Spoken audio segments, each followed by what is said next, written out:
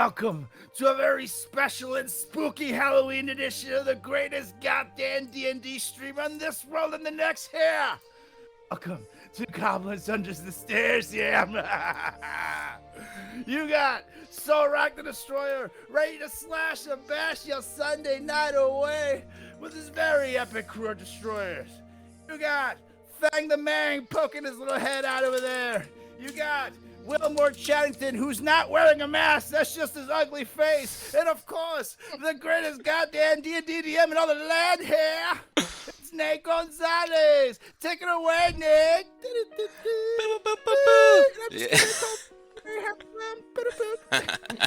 Welcome back, everyone, to tonight's edition of Goblins Under the Stairs. Let's take a little bit of a hiatus as, we had some business to take care of away from the game, but happy to be back with everyone, ready to jump back into it, get the game rolling, and of course give you guys a quick little refresher before we jump into it so we can remind you all and the party here what exactly went down the last time we were all together. So without further ado, you guys started off the last game still in Citadel Adbar in the Hall of Kings with Wilmore and Fang questioning the doppelganger, beginning to interrogate him a bit. Learned that he was sent by the Drow of House Orlaren, who are working with Narvi to try to gain the favor of Loth, the Spider Queen, and become a higher house in Menzoberranzan, the biggest city in the Underdark. And the Drow were told by Narvi to have the doppelganger capture the king and take the form of King Harneth, of course with the assistance of the Yachtfolk and the Fire Giants and Drow, in order to have the Dwarven forged weaponry and armor, as well as the Dwarven men sent down to Daggerford, where a servant of Narvi's is preparing the armies with the Zentarum. And so Wilmore, kind of during this interrogation, was sticking the doppelganger's head in and out of the bag, kind of intimidating him a bit, and he went to stuff his whole body in the bag. And one last ditch effort, this doppelganger bamfed out of his grasp, and you guys could hear him running away and landing a couple yards away beyond the wall, sounding like he was running down into the Underdark. So without a second guess or a second thought, you all took pursuit and chased after him.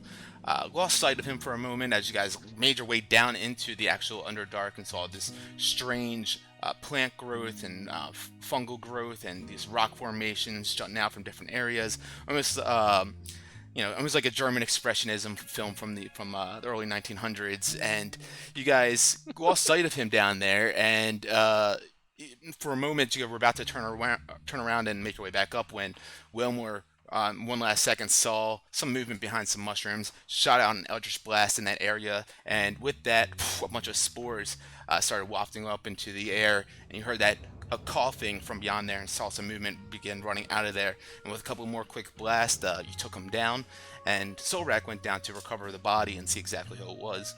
And as Solrak went down there to begin pulling out this doppelganger body, started to notice that there were a couple of eyeball stalks in this vegetation starting to peer at you, and then a few of them that were connected to this bulbous body began to float up into the air, and with this one large central eye gazing at you, you knew that you should probably not stick around here for too much longer, and you made your way out of there as quickly as you possibly could, and made your way back up to the Hall of Kings.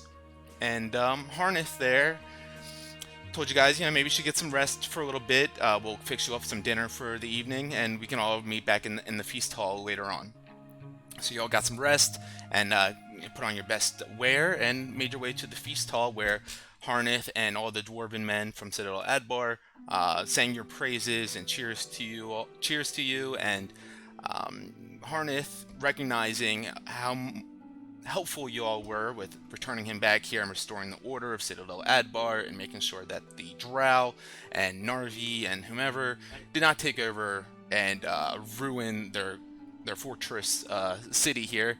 He presented each one of you guys this mithril metal that's shaped like a piece of armor, and a scroll with a letter of recommendation signed from King Harneth himself. Of course, his word and signature praising you all carries a lot of weight, especially with the dwarves of the north. So yeah, you guys can carry this along with you all and conduct business with dwarves, and it will show them essentially that you guys are brethren to these dwarven men. And Solrak took a moment to speak with Harneth for a bit longer as well, asking Harneth if possibly, when the time was right, if some of these dwarven men could join you all with your plan to take back Daggerford and take down Solrak's uncle Rubius. And without a thought or a second thought, he of course agreed to that and said, when the time is right, Solrak, absolutely, we can make that happen. And better yet, we can also, upgrade that armor that you have. So he noticed Sorak's armor a little bit older and not dwarven forged or anything like that. Let Sorak know if you wanted to trade that armor in. They would have a custom-made piece of armor made for him within the week, and all you'd have to do is return back, trade in the armor that you're currently wearing, and of course be given this beautiful piece of dwarven-made armor. So with all this said and learned, and bellies filled, you guys made your way back to your rooms to settle in for the night and take a long rest. Was there anything else that anyone wanted to do before you actually did get to sleep, or we can just push it on forward? Real quick, that medal that we had obtained, is that Hello here. here? Is that like a specific item for the inventory, or is that just something I type in? Yeah, just a custom item you'll have to type in. There's yeah, it's not a D&D Beyond item. No worries. Okay. Thank you for that, and I am good to get a long rest. Okay. All right. With that, everyone tucks away for the evening. Belly's full, and you guys get some shut-eye. You guys can all take that long rest then. And in the morning, as you guys wake up and move about and get your stuff together, Wilmore, you did send a message to Dell the night before, the leader of the Dragon Cultists, who's piloting your guys' airship, to let you guys know to get to the airship as quickly as you can in the morning, essentially. So as you guys get up, yeah, I'd imagine that you guys make your way out of the Citadel then and begin to head on back to the airship. Yes. Yep. I wake up and kind of remind everybody while they're kind of hanging out trying to get scones and stuff. Gentlemen, we need to get going. That's it. And I left my armor with them, right? You did not. No, you can come back and exchange it whenever the time is right. Okay, cool. We're just making sure. Absolutely. Okay. Well, with that then, all the dwarven men lead you guys out to the front of Citadel Adbar, and you guys make your way out to a bright, sunny day, but there seems to be a light snowfall actually coming down, just gently falling down and a little bit sticking to the ground. Not much is piled up yet at all, but it is a light snowfall. Are we kind of walking at this moment? You guys are, yep. I'd imagine you'd be walking back to the airship. About, an hour or two's travel. Gents, I can't seem to get this specific quote out of my head. I've been sitting on it. I'm trying to think if maybe there's some deeper meaning to it. Back in Everlund, when we came in contact with the Aboleth and those other beings, the quote, "Tranquil waters flow beneath splendor, but the astral sea shines the brightest and endlessly." I'm wondering if that has anything to do with more information in regards to the Aboleth,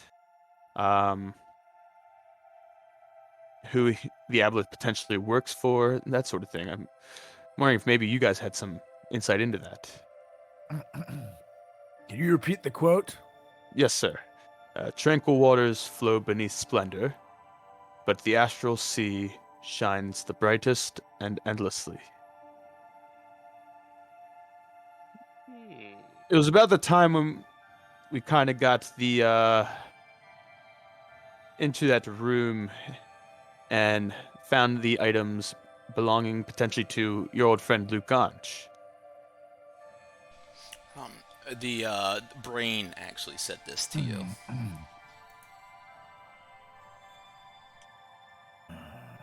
Or the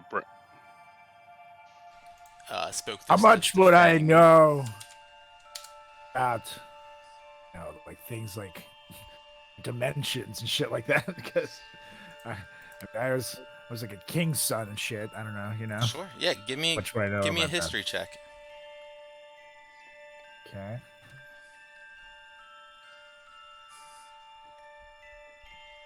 Ooh, a 5. 5. Oh no shit. It's a very interesting poem to you, or phrasing of words. Tranquil waters kind of sticks out to you, but the other stuff, you've heard of the astral sea, but it's all kind of just like things that you didn't really particularly pay much attention to.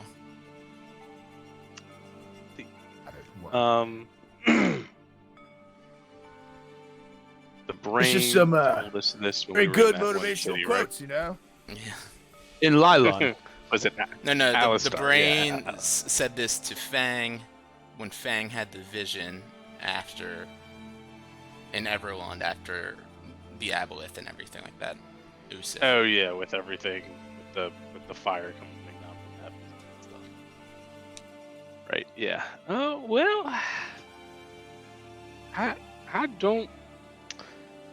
I don't really recall too much from that, but I mean, I do know that he does reside at Skullport, which would be in the waters underneath us. I don't know if I can roll a history check too, baby. Yeah, go ahead, roll a history check.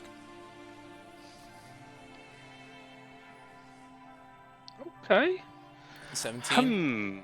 Yeah. So you repeat it back to yourself, and yeah, you start thinking, well, the water's beneath us. Yeah, you're thinking of Skullport and kind of what you've learned about it, and kind of hits you for a moment, and like Splendor. Oh, the city of Splendor. That's Waterdeep. So tranquil waters flow beneath Splendor. So in your mind, you start, kind of piecing this together. There's some sort of water source that flows beneath Waterdeep, perhaps, and you've heard about Skullport, a place that resides in the Undermountain, underneath of Waterdeep. Skullport, water, a port, water. You start kind of piecing these kinds of things together. The Astral Sea, this part kind of throws you off a little bit. 17. You know that. Go ahead and roll a Arcana check as well. That is with advantage.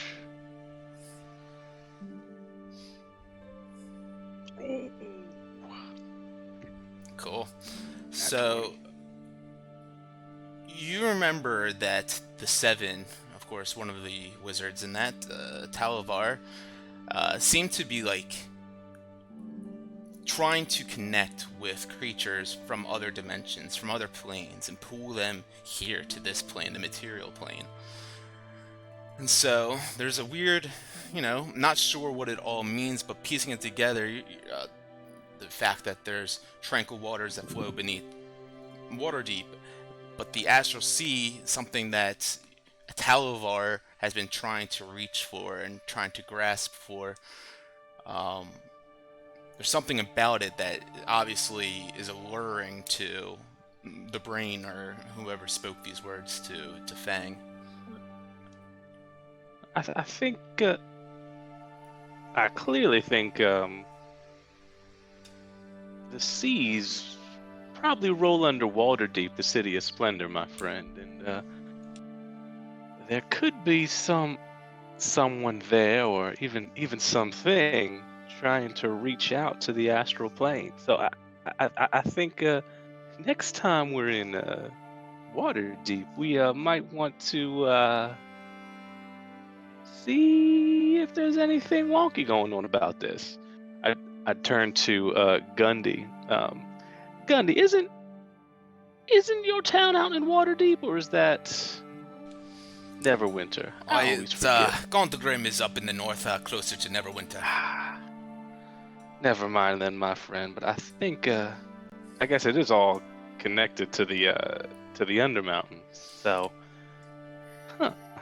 So you mean to tell me that perhaps something down in the Undermountain might be trying to reach another dimension? My guess is, you see here, one thing we found out is that good old Uthis, he hangs out down in Skullport, which is in the Undermountain, and there could be a connection because that does go under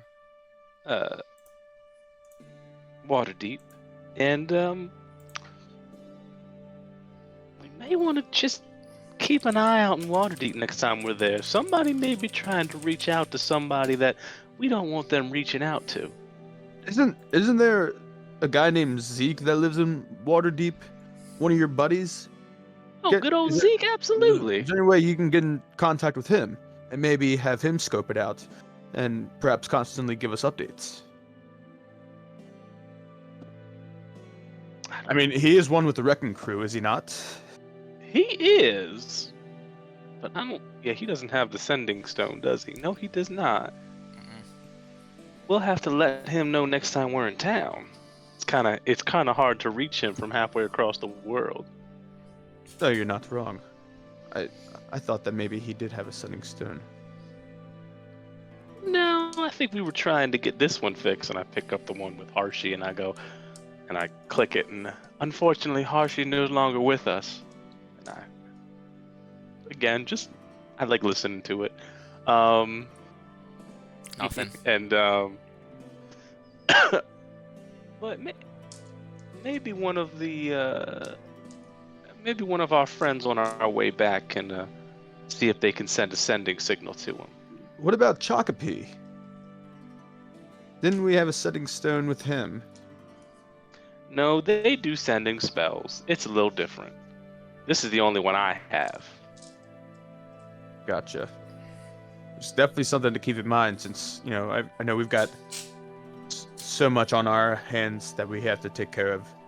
It would definitely be beneficial, I think, if we had someone who's constantly living in Waterdeep to give us updates potentially. I think next time we're around, we definitely should do that.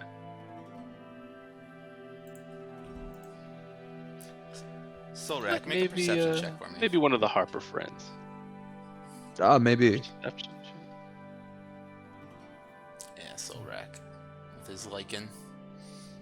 Oh, You can do advantage, Solrak. Oh yeah, 24. Cool. Someone roll me a D100.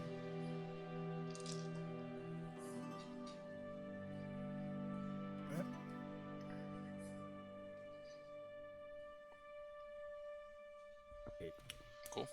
All right. Oh, look at that, 42.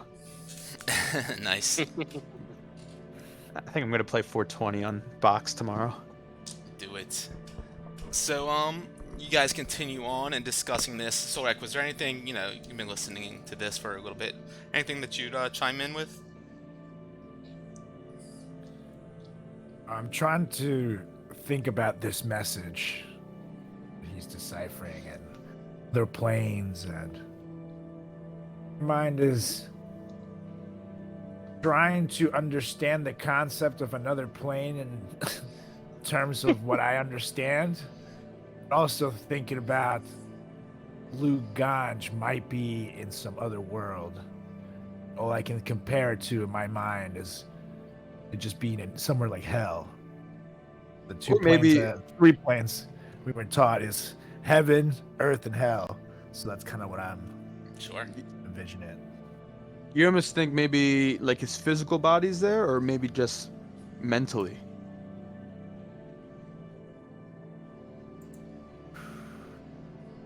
Sounds to me like his physical body would be there. See, I almost thought maybe your buddy could be held simply just in Skullport. No.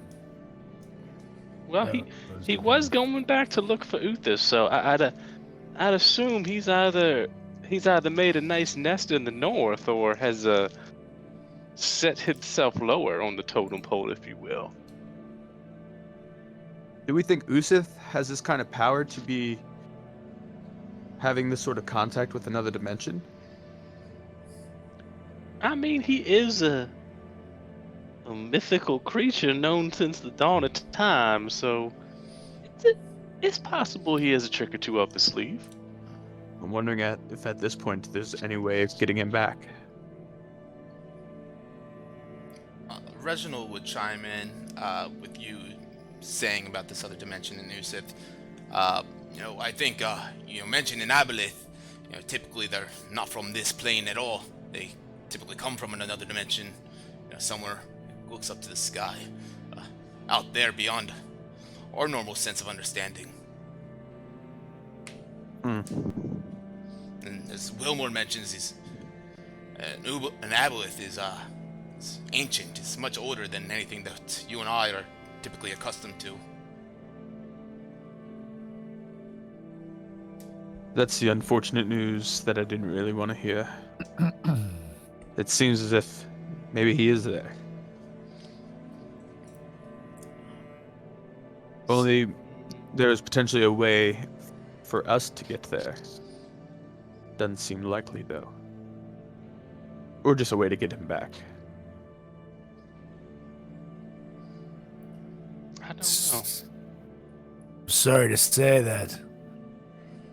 It might be too late for our bird friend.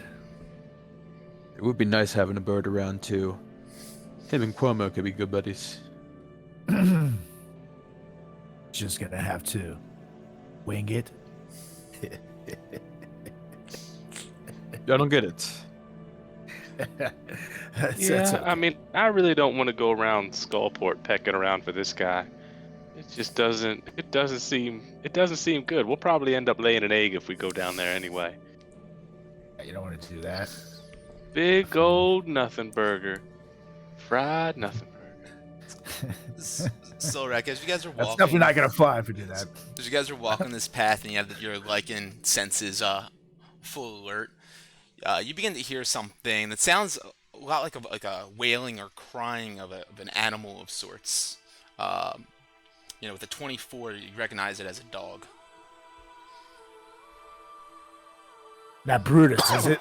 It's not Brutus. It sounds like it's coming up off the trail. As you guys are approaching down in between this forested area along the trail, you hear this sound and you look up beyond the trees and you see a mastiff begin running out from this cave here. Oh, puppy! Brutus, come with me! And then I start running out towards the puppy.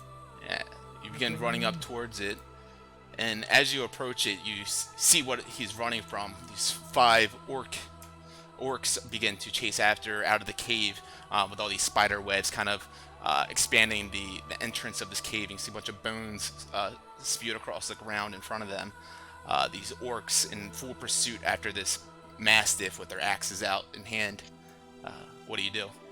I would loud, "Yeah!"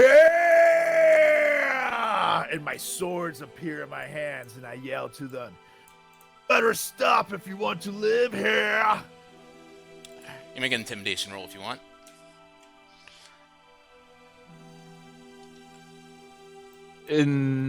Oh.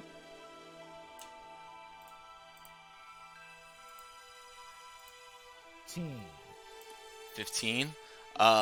He just looks up at you, fully ignorant to how your brute strength and how much you truly mean, that you will, put him to an end essentially if he comes any closer.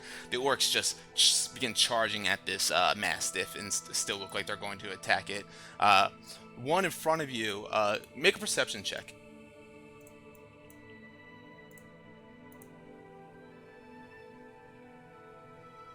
22. You can see his eyes go wide as he looks back down at the dog, and then looks back, with absolute rage and anger, almost like fear towards it as well, as he lifts up the axe and swings down at the dog.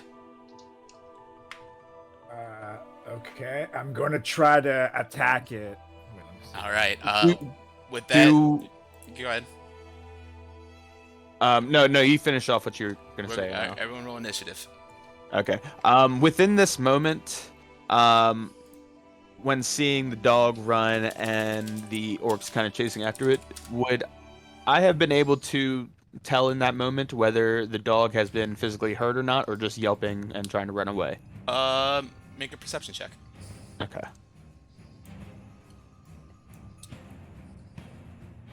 16. 16. Does look like there's a Slash and bash there's a some sort of like cut on its one shoulder area, closer to toward its head, but nothing like too much, too intense. It's like, is he running like with a limp too? A slight one, but he seems like he was able to get out of that cave quite quickly still. So he runs back here a little bit. Everyone rolled initiative. As Solrak would have like ran up, pretty much me thinking that he's gonna just go start crushing these people, I would have scurried my little ass up this tree to just get a better angle on the entire battlefield because it's about to go down. Is that using your boots? Yep, I got my boots on. And has dawn passed since we left Iron Slag? Sure has. Yeah. Okay, yeah, I never undid my... Oh yeah, I guess it passed in the evening. Okay, I gotta undo my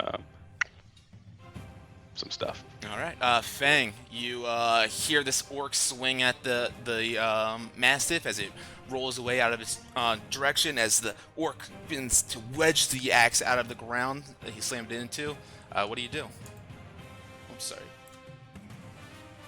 First thing I do is I run up to the dog,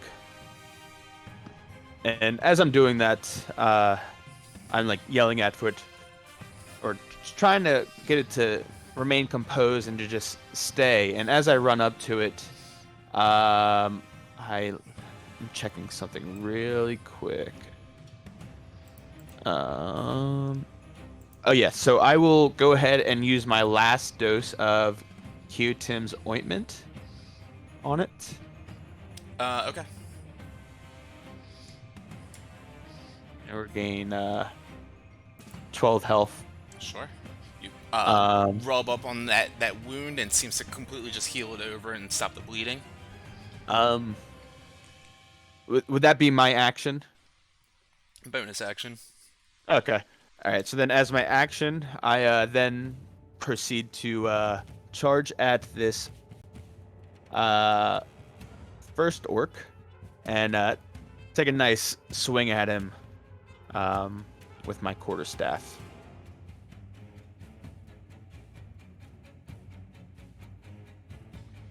Roll to hit. Yeah.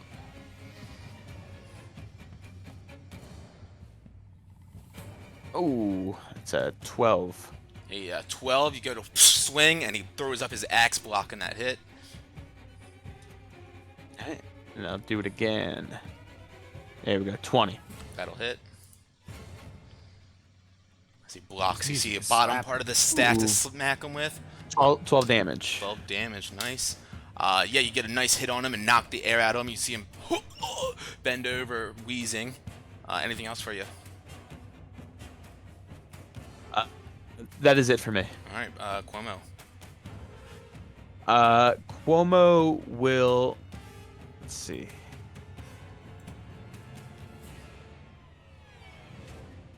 Yeah, he's just gonna run up. Let's see. Just to the right. Actually, I'm sorry. Yeah, to the right of me. And he is gonna give me the help action. Okay, sounds good. Up now is the dog, who just runs away a little bit, tucks behind. He's gonna get up with Reginald and just wait there. It looks like, he's away from the battle, and Reginald looks like a tough guy, so he's gonna hold out right there. All right, we got this orc up now first. He's gonna run on up to Cuomo, and he's gonna chop on down with his great axe. 15 to hit on Cuomo. I believe does hit. I think that does.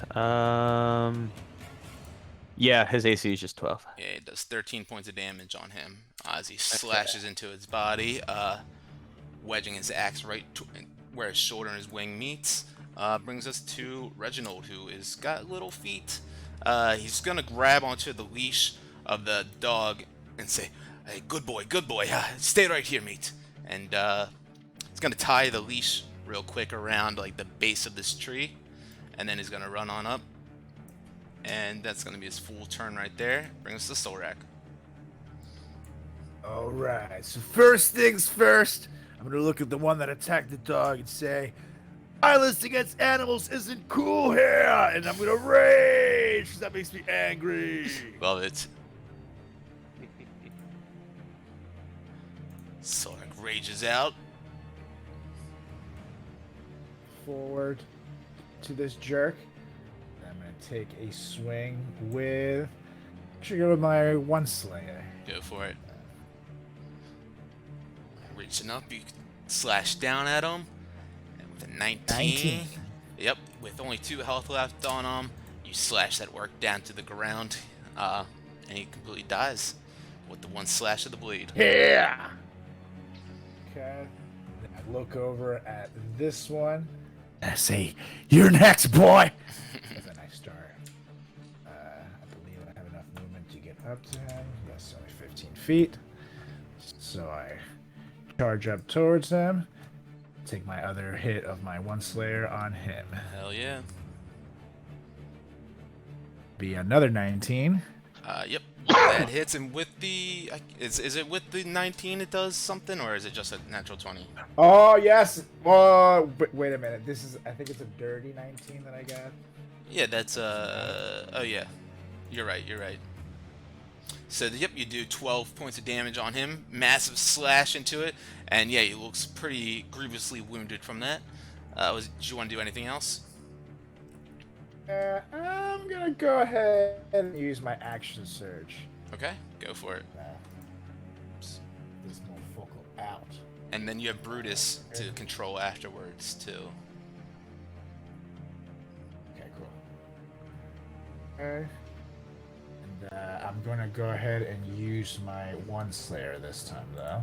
Or no, my demon sword. I mean. Sounds good. Actually, yeah, Brutus has his own initiative. Oh yeah, that's a 25. So that takes him down instantly as well, slashing through his body, and you have 1 more attack. Buddy. And I should be able just to make it over to the last guy, I believe. Actually, I don't know. Yeah, I think There's the guy right in front of Cuomo. Yep, you should be able to foot hit away. him. Oh yeah, I could not see him. Yes. Cool. I'm Yeah, gonna that go one. Attack this son of a bitch. 1 more hit. Solrak full on raging out, attacking 4 times in 1 round. Boy, with 26. Yeah, that hits. So that's so 11 plus 2, right? 13 damage. That's what I'm looking at. All right, another massive slash into this one. Almost takes it down. Its armor engulfs in flames for a moment and starts freaking out, trying to pat it out as blood starts scoring out from that same area. Anything else for you? That's it. All right, Wilmore, up in the tree. So there's what, 3 of these left? Yes, sir. All right, so I am going to Frenzied Bolt. Oh shit. The close one. Alrighty, let's do it. All right, watch out. I think this is It's the million die. I'm here for it. 23 hits, and that's odd. And then it's odd. Oh, so it bounces, and then yeah. So those are those, and then I have to roll. The D10 or whatever it is, 12. Does it? Yeah, it rolls a d6. So number 4. Cool. So 4, 1, 2, 3, So 16 4. damage. So that would 16 damage. With that, you kill that one orc as that energy just rises throughout its body. What kind of damage was it?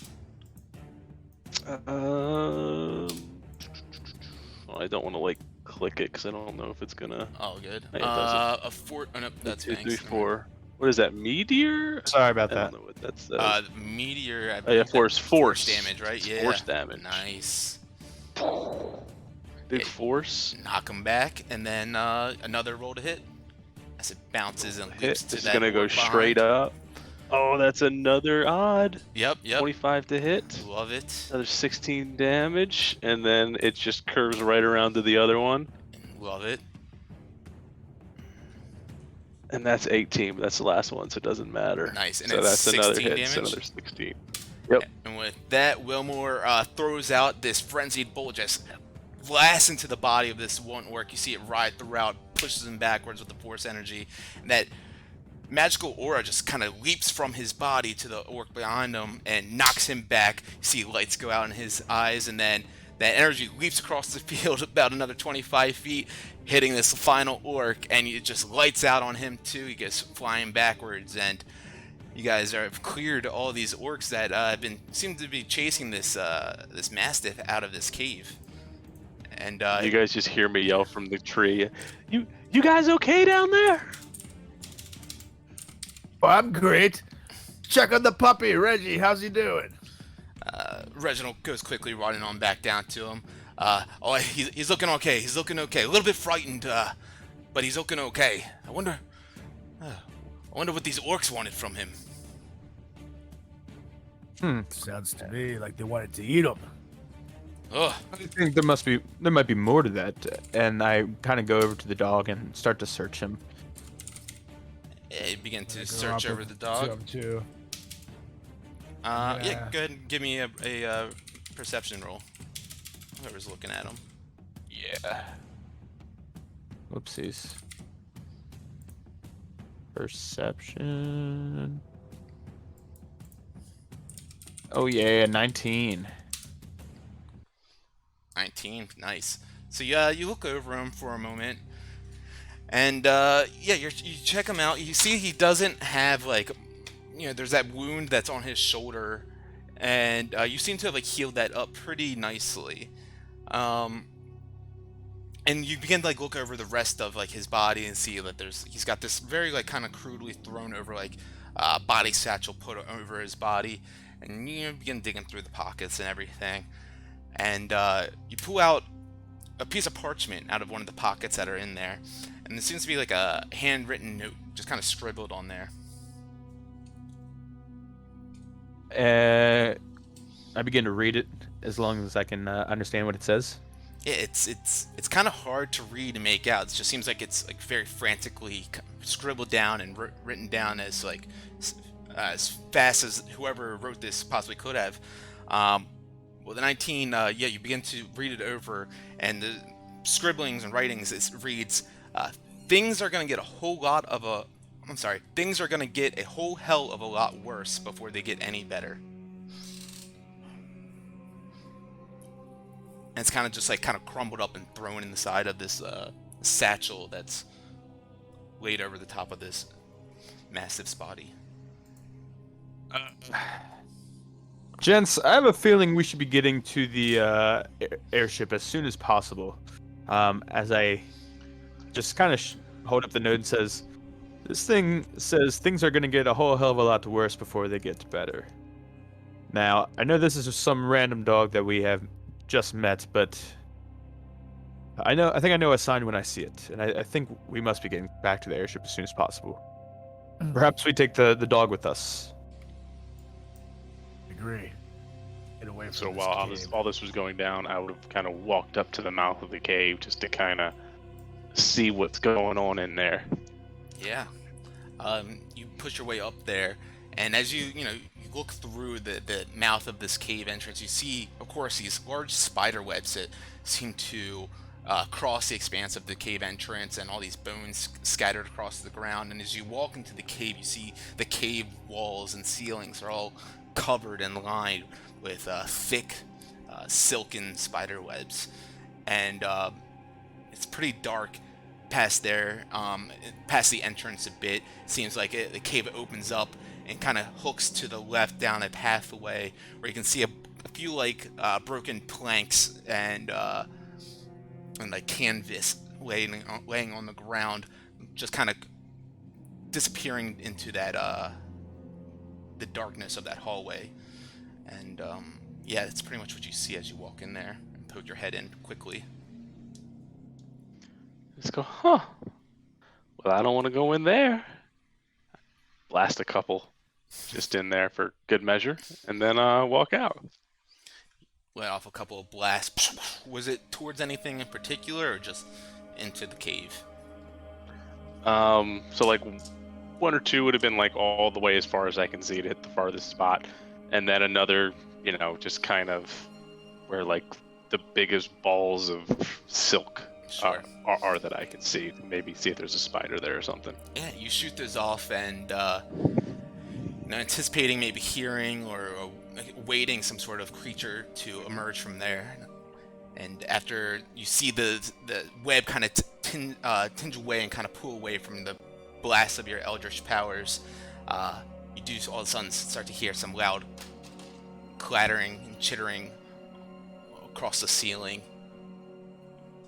Seems like it's moving towards the mouth entrance. I go out of the cave. I run out of the cave, blasting behind me. Wilmer, what'd you see in there, mate? Well, I think there's some sort of spiders in there. Spiders? Let's get the hell out of here. I firmly agree to that. I shoot one more back, just for good measure. Go ahead and roll that with disadvantage. I can't right click on there. Oh well, we'll do it this way. Right click. I can't do that disadvantage. Oh well. All good. There's one, and then I'll just roll another one with the disadvantage. Okay, it's still spinning. Hold on. Solrak, you hate spiders, right? I hate them. What would you be It's a saying if 26. Wilmer's doing all of this?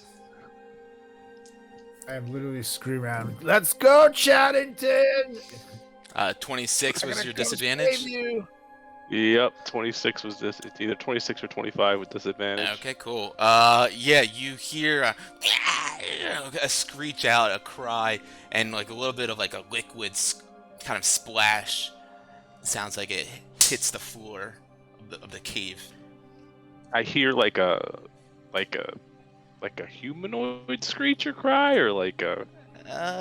No, to you it sounds like a creature of sorts. Okay. I just keep kind of running out and say, gentlemen, something's coming. And I keep moving. You Party? and Brutus, we're gonna get the fuck out of here. We're running. Let's go. I hop on Cuomo, and we start like flying out. So hurry up, boys. All right, you guys just begin quickly making your way back into the direction of the airship, then getting out of this scene as quickly as you possibly can, terrified, of course, of any sort of arachnids or spiders that could possibly be in there. But you guys begin to travel on back. Who's leading the pack? I'm imagining Solrak. While we're next to the Solrak survival to the check for me real dog, quick. I'm gonna check my my compass detect magic on him. Okay. Go ahead and you pull out your compass and begin to check him out for any sort of magical aura or anything. Nothing seems to pick up on him. Give him a little pat on the head. Good dog. And there's like a reassuring like dog in my voice that like I believe it's a dog now. Solrak, aren't you able to pathologically speak to animals? Or telepathically? It's a whole thing, but the animal has to do it back. You will. We can try it with the dog. We get the fluff out of here, though. Yeah, Or into imagine a trance. you guys are making your way out of here. You know, it's still actually in the way. But yeah, if you wanted to try to speak to him, you could. Takes you, I think, 10 minutes. Exactly. Not yet. Once we get to the ship. Sure. All right, so Sorak with a 23, you lead the way You know exactly which way to go. You're like, oh, I saw this branch bent and broken as on our way over here yesterday. We're in the right direction. It's just a little bit further. And yeah, you lead everyone back about another 30 minutes or so. And sure enough, you make your way to where you see the airship on the ground still. The red balloon affixed to it looks like it's all patched up and been taken care of. You see Dell standing outside of the airship with his back leaning up against it, and it looks like the other crewmates are on top, kind of fastening the ropes and making sure everything is taken care of. And as you approach, Dell would look at you all and say, "Well, I'm glad to see you all together in one piece. It looks like you've made a new friend, though." Literally, like, run past him in the ship, like, to getting on the ship and say, "No time for talking, giant spider, run!" Giant spider. Hit the thing. He looks back beyond Come on, him, come on, come on! pulls out a spyglass, extends it out. "Gentlemen, I think we're in the clear right now. Understand being a little bit worried about that. Giant spiders is not my cup of tea either." Things are gross. From the sounds of it, Giant one. seems like nothing we want to be around. Understood. Fuck that. Well, gentlemen, as we landed down here yesterday, and I gave you all these insignia of the claws, I forgot to mention one thing that Klauth wanted me to relay to you all. That is, of course, that you know, the giants, they're still out here, each type, trying to reclaim their spot on the Ordning and possibly take over the Storm Giant spot. If you all would like to possibly have some more fun with these giants and mess with the giant lords before locating Hekaton, Klauth may grant you all a very mighty boon for each giant lord that you thwart. Giant lord, you say? Well, just as Duke Zalto or Jarl Storvald of Svardborg, you know, if you all were to, Klauth, as mentioned, if you all were to get in the way of all their plans as well, because, you know, each one of these giant lords, they have a plan in mind to try to take over the Storm Giant spot in the Ordning and prove themselves high and mighty to Amun, the Allfather, and, you know, I think if Klauth mentioned if you were able to stop them from doing so and getting themselves further up on the Ordning, or even just demonstrating their powers, Klauth would provide you all with a very mighty boon. I think that is beautiful, especially because the only person I want hanging out with the almonds is Mr. Hekaton itself. Wait. We almost died in our last mission with the giants. Yes, but keep in mind that the fire giants tend to be a little stronger than, let's say, if we started with hill giants and worked from there. And keep in mind, He is Solrak right. almost died. We almost died. Almost died. Actually, as a matter of fact, I feel as if we could have taken on a storm giant. Personally, that's just me. I think maybe if we ever get over to the hill giants way, and I pull out that I'm like digging in my sack, and I pull out that big ugly ogre lady picture, and I go, we could probably take her. Chief God is one of the lowest ranking giants that have any sort of pool in Anum's court here. Chief God, of course, just wants, as this tapestry shows, to be the biggest, fattest, most gluttonous giant there is, and will gorge on anything to accomplish this, to prove to Anum that the hill giants are the most powerful. Between us, it's a fool's quest, but that is what they are trying to accomplish, it seems. So technically, that would give us a boon. That would, absolutely. The hill giants, Love technicalities. their stronghold isn't too far from where we are at the moment, correct? I would have to double check that with Clouth, but I believe that they are closer to the coast. Yeah, I thought they were out west there, over by Neverwinter. I think it was something like that. But The hill I giants. believe a bit south from them, maybe closer to Waterdeep. But yes, closer, more inland from Waterdeep, if I remember correctly. Well, who would be the closest then, you think? Well, there's the hill giants not far south from here. I'm sorry, the stone giants. Um, they believe that the quote-unquote little folk, he kind of gestures around to everyone, have offended on them by desecrating Astoria, which is what the giants used to call Faerun when this was their land originally. And Isn't that part of the name of the book that you have, Chaddington? I believe mine was Westoria. I pull the book out. What's it say on the Wisteria Vale. Wisteria? But yes, they stone giants believe that the only way to prove their worth to Onum and to work their way up to the top spot in the ordning is by wiping us little folk from the existence and cleaning the filth from here and creating their dream world that they have in mind and restoring it to its rightful state, as they say.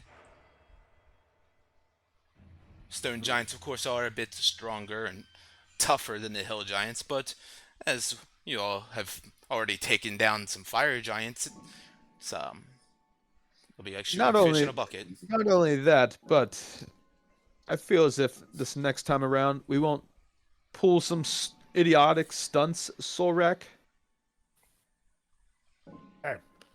At my quote-unquote idiotic stunts, her vengeance wouldn't have been fulfilled. Whatever it had been, all D. I mean, the plan was to go in there and kill him. So things looks like everything went out according to plan then. Huh? Well, all I'm saying is it would have been a little easier Yeah, all you're if you saying is didn't cause a ruckus. would have been a little easier. Would have been a little easier if we just went along with this plan. Didn't one of us have to? Didn't one of us have to revive you from the fire giants for the very first time? If I don't recall. All I'm saying is you wouldn't have died, Solrak. I pat him on his back. Oh, gentlemen, You guys could have let me die. You would have all been dead. Now. Oh, I'd have left. I'd have left your asses. I was thinking about it the whole time. This is why I don't want to go facing you, giants, with you. All right, you guys can fight later. There is, of course, the cloud giants as well. Oh, I don't want to mess with the cloud giants. I think they seem friendly. Well, to a degree. Countess Sansuri is looking for a treasure trove of dragon magic, and this has irritated Clouth a bit. And she's using it to try to destroy her giant rivals, which kind of amuses Clouth at the same time. But she has captured a bronze dragon named Fegulus, and seems to be torturing him, possibly to try to gain some of this information about this treasure trove of dragon magic.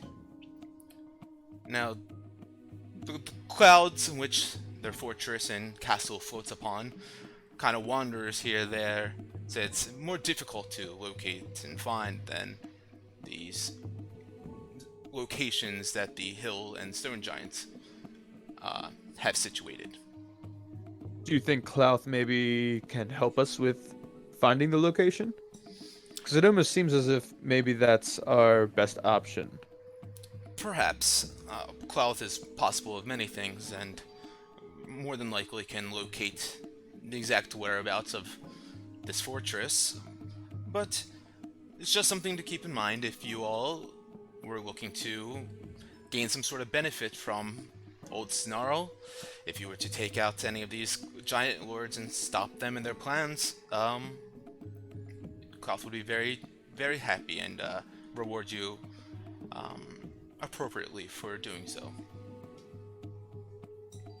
So we do it according location. To do this. I agree.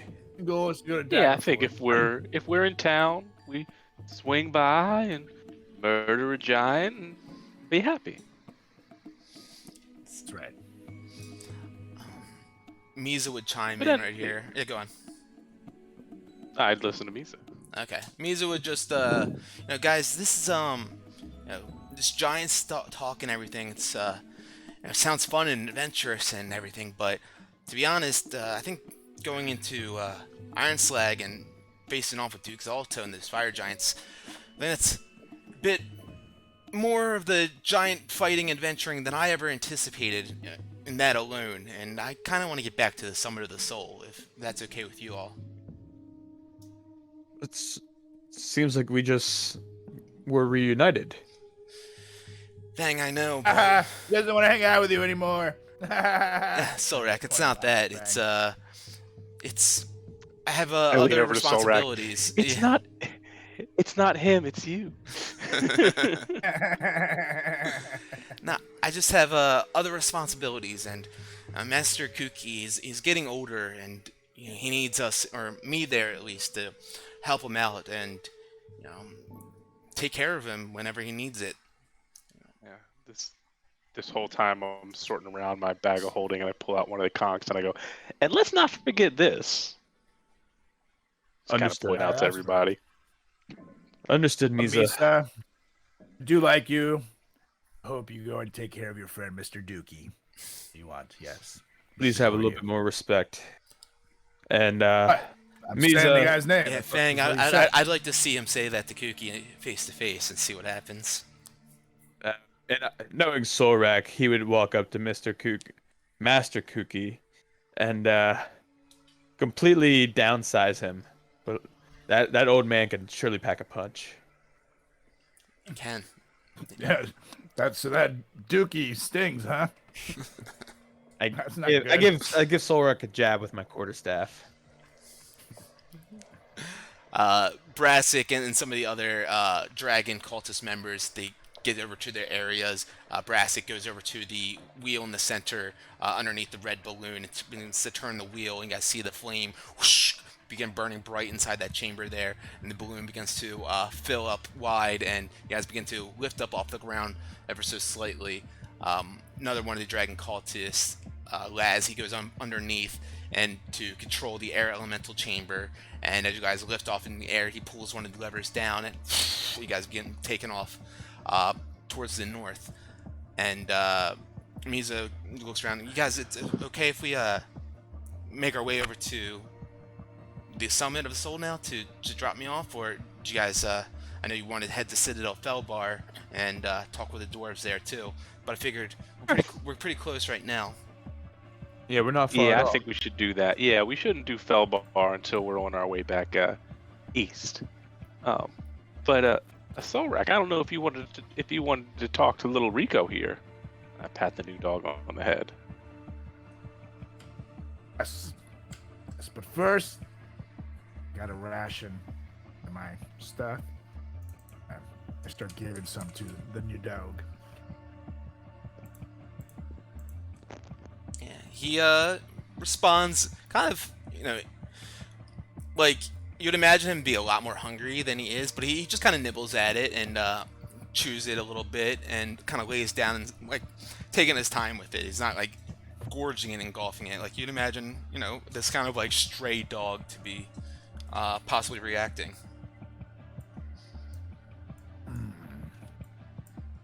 He's been fed recently. Brutus, wake company. And I'm gonna sit down next to the dog. I'm gonna put my hand on it, and I'm going to attempt to get up in there. As brain. he's doing that, can I be like petting the mastiff, almost like kind of giving Solrak help, trying to calm the dog down? Do you have proficiency in animal handling? I think I do. Give me one sec. If you do, Yes, I'll I allow do. that. Sure.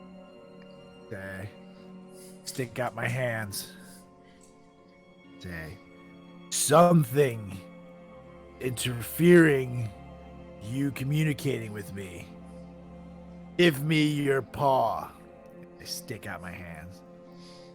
Stick out your hand, and he kind of sits down on his butt, extends his two like front arms up, looking proper, and gently puts his paw right in your hand. Hey, we're making progress here.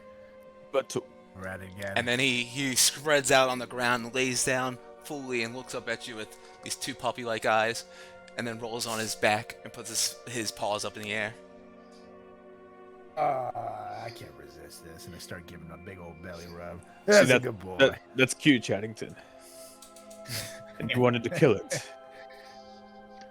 I this. How I can you still kill think this we guy? should kill it. I mean, Look you'd at be this belly. surprised what I can do, guys. Don't even think about it.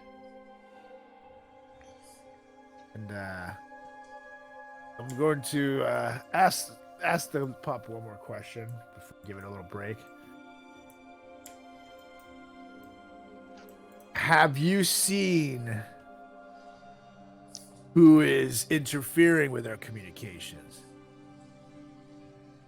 Stick out my hand. If so, give me your paw.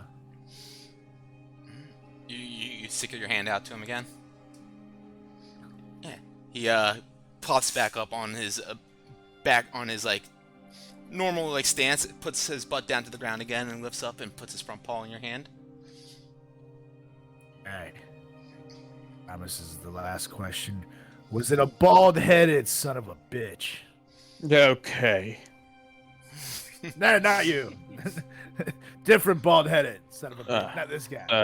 I guess I'm just too used to it. And are you like holding your hand out again for this one? Yep.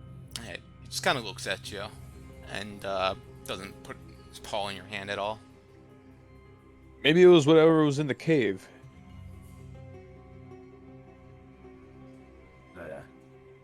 Giant spider.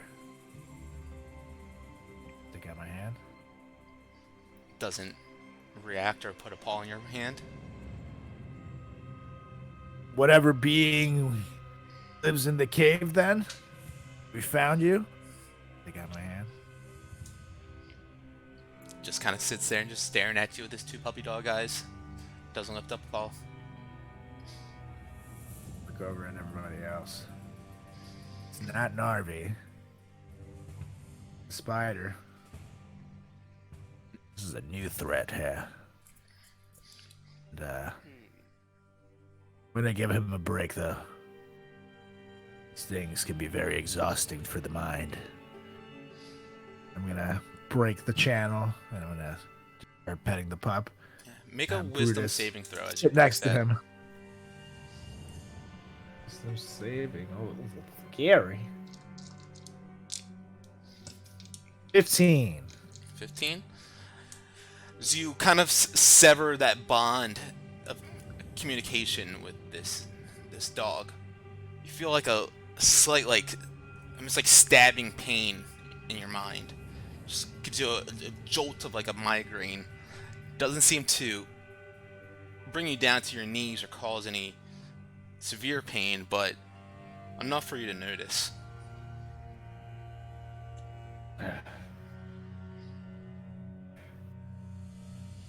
Vince, I think whoever or whatever is blocking the dog from communicating with me is trying to attack me as well. Feel pain. Hurts. Do we ever think maybe the orcs were trying to kill it for a reason? Again, kill it. I want to sacrifice this poor animal before knowing more. All right. Well, I got one idea. I got one idea. Well, are you done talking to it? Because my idea is going to take a little while. I'm assuming we're up in the air going towards. You are. It's gonna take about a day's travel. Like in the morning, you'll get to the Summit of the Soul. I've got one kind of sort of idea. If you're done chit chatting with the pepperoni. Yes, mind doesn't feel quite right. Done. All right. Well, I guess I'll give it a shot. But first, I'm gonna need a power hour with you and my boy Fang over here.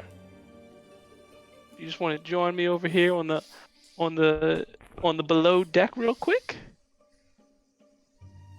Yes, that's fine. Go. And I take I tell oh, it's frozen. I tell Misa and Reggie, just keep the pepperoni company. And I go down and go, well, gentlemen, let's see if we can just sit down for a little bit and relax with me. And I sit down in my cross legs on the floor for the seance. I just kind of pat next to me for each of them to sit down. Love it. All right, so let's see, you, Fang, and Solrak. All right, move you guys over here. All right, but make it fast. Well, I can make it about an hour. That's about as fast as I can go. I won't go longer though. So just shh. And I close my eyes and I just start rocking back and forth. And like nothing happens for like 59 minutes.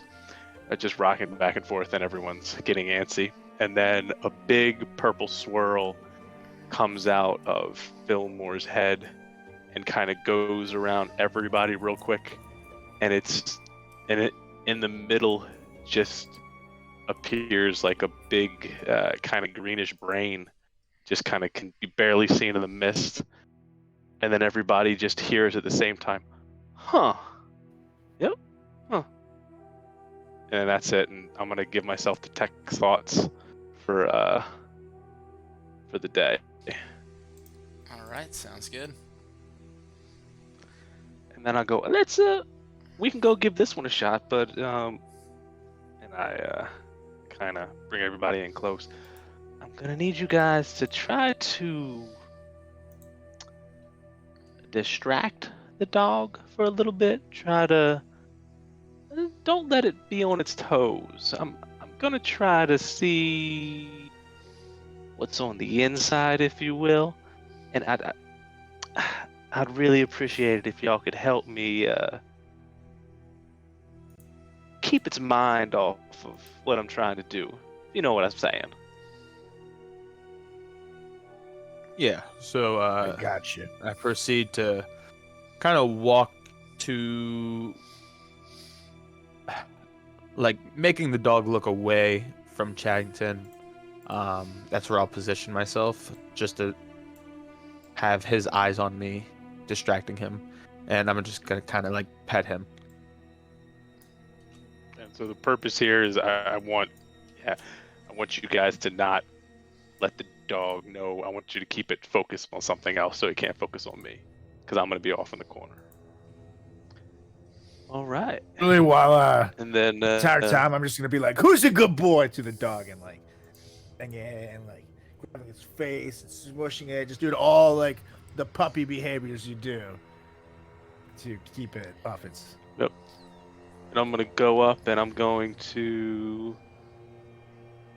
For duration, you can read the thoughts of certain creatures within 30 feet of you. So I'm gonna be like out of its eyesight, so it can't really see that I'm there, and I'm gonna cast Detect Thoughts on it. Okay. You begin to cast Detect Thoughts on it, sitting there and try to get the surface level of it. And you can kind of, you're like playing around with it. You've never done this before, so you kind of focus in on Solrak for a moment first. And you can hear a couple of his surface thoughts. He's like, bubblegum, red shoes. Bubblegum. Oh, Slash dog, and bash. doggy. And then you focus it down on the dog, and nothing seems to really come about it. You then like kind of turn around and you focus it on Brutus for a moment as well, and nothing really comes from that either. Let me see one more thing, and then yeah, you go and you're like, huh? Let me just check one more thing. You go to do it to Cuomo as well. It doesn't seem to work on Cuomo either. The last part of detect thoughts, or last sentence in the second to last paragraph. Can't detect a creature with intelligence of 3 or lower. This is why reading is cool, kids. No, you guys don't know. You guys don't know stats of beasts and stuff, but no, none of them have an intelligence higher than 3.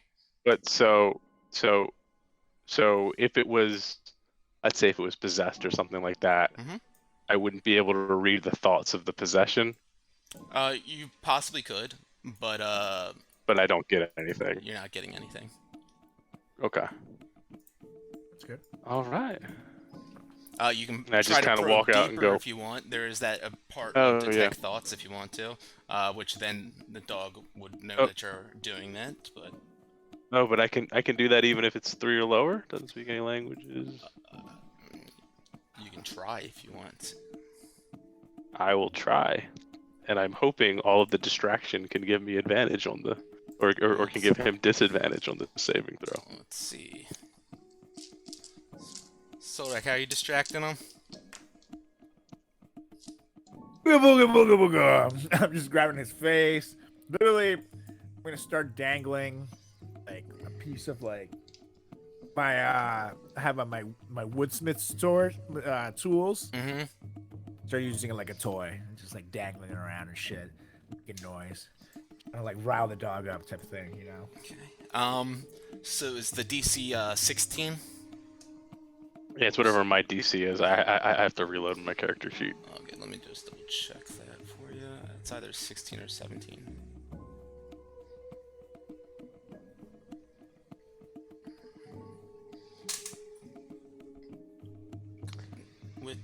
I mean, I think if it's 17, it's 16. Okay.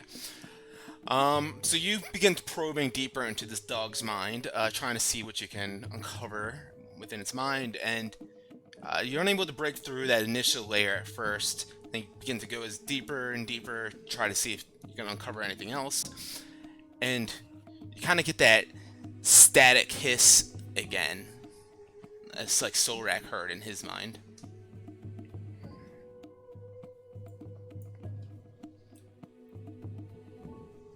It just hits there.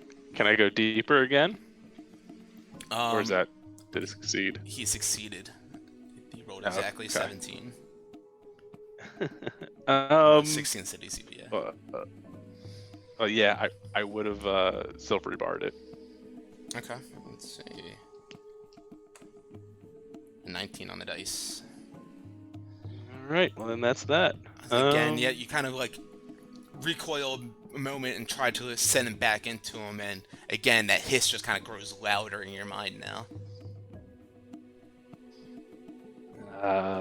That's as far as I can go. I kind of pull back and can't see the. You guys discuss amongst each other real quick. I'll be right back. Well, guys, I got nothing. I still think we need to kill it.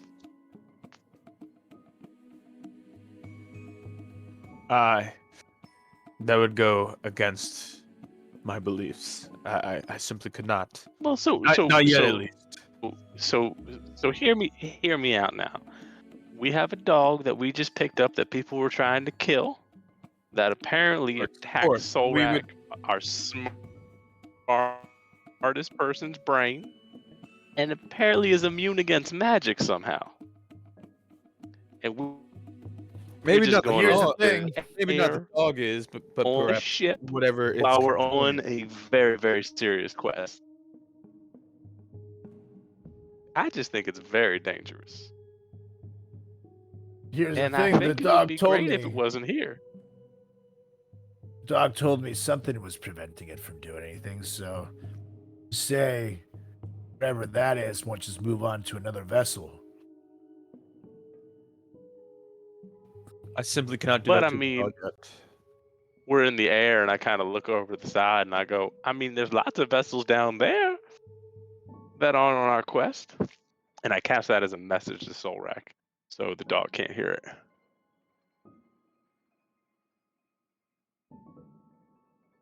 Got it. I'm gonna nod over to Chaddington in a way that shows I'm think about it. And I go, oh, why don't we just head downstairs and grab a bite real quick, guys? No, I don't even get the hint. Just I hear food and I'm down. I could also use something to eat. So, the three of you make your way back downstairs then to discuss. Mm-hmm. All right. To Be like, discuss, let's run not in front of the dog. and I'll push over Chaddington and I'll run down to the food. What if we? Wait, we get I downstairs. cast Mage Hand to grab your leg as you're at the top of the stairs, so you fall down the stairs.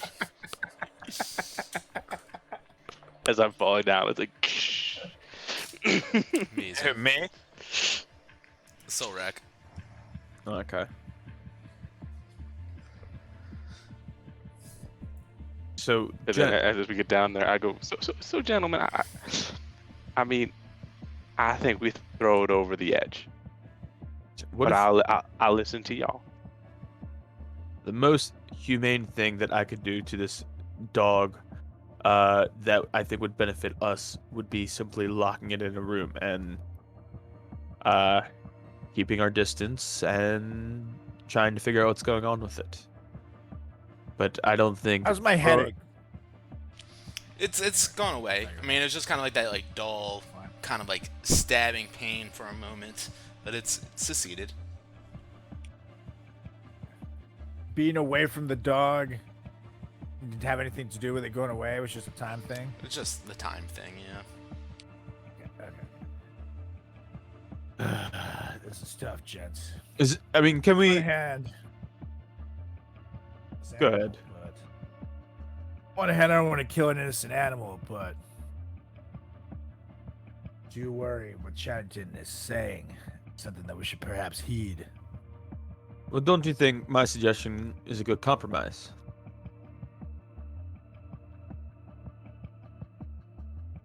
Over at Chaddington, what do you think, Wilmore? I mean, I guess it's a dog, but again, 6 orcs are trying to kill it. I don't know what it's gonna do. Yeah, but wouldn't we be trying to kill the orcs? And the orcs could have been We hungry. tried to kill the orcs. Fair. I mean, the dog and the orcs also just left a layer of a giant spider that, if the beast ate recently, it was probably hanging out there with a giant spider. The only thing just- is, go on. If you are against killing an animal, I completely understand. I can throw it overboard myself. Or if you really want, you can lock it up. But I'm just saying, at the first inkling of anything, I'm burning this thing down. Fair enough. That seems fair to me. And by burning will this place down, you mean just throwing the dog overboard, correct? Well, I mean, if the dog turns into a giant spider or something like that, then I'm burning the whole thing down. So you're 'Cause gonna I'm not just gonna kill all throw of it. us? I mean, it'll be a slow burn. We'll go down. We'll descend. Okay. I guess we'll cross that bridge when we get there.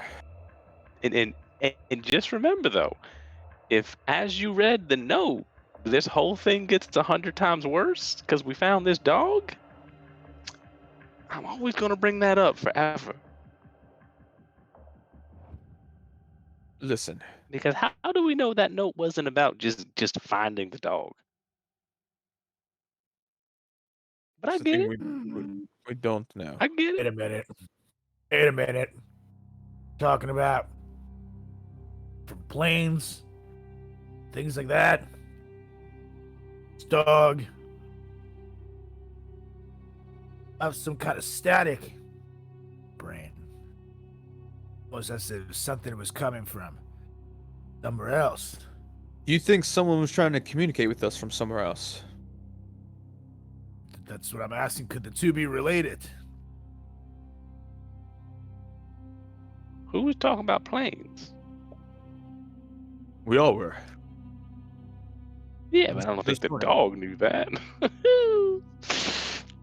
I mean, at this point, it almost seems like it's telling us that things are about to get worse. I mean, I think if it's capable of potentially foreseeing our future, it's able to know what we've done in the past. If y'all want to keep the puppy alive, I completely understand.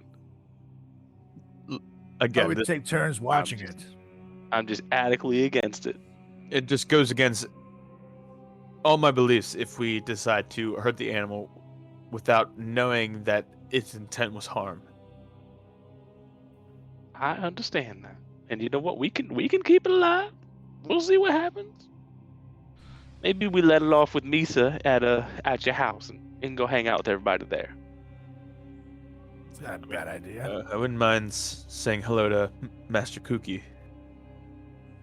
Well then let's do it. Let's go hang out with the Kookmeister, and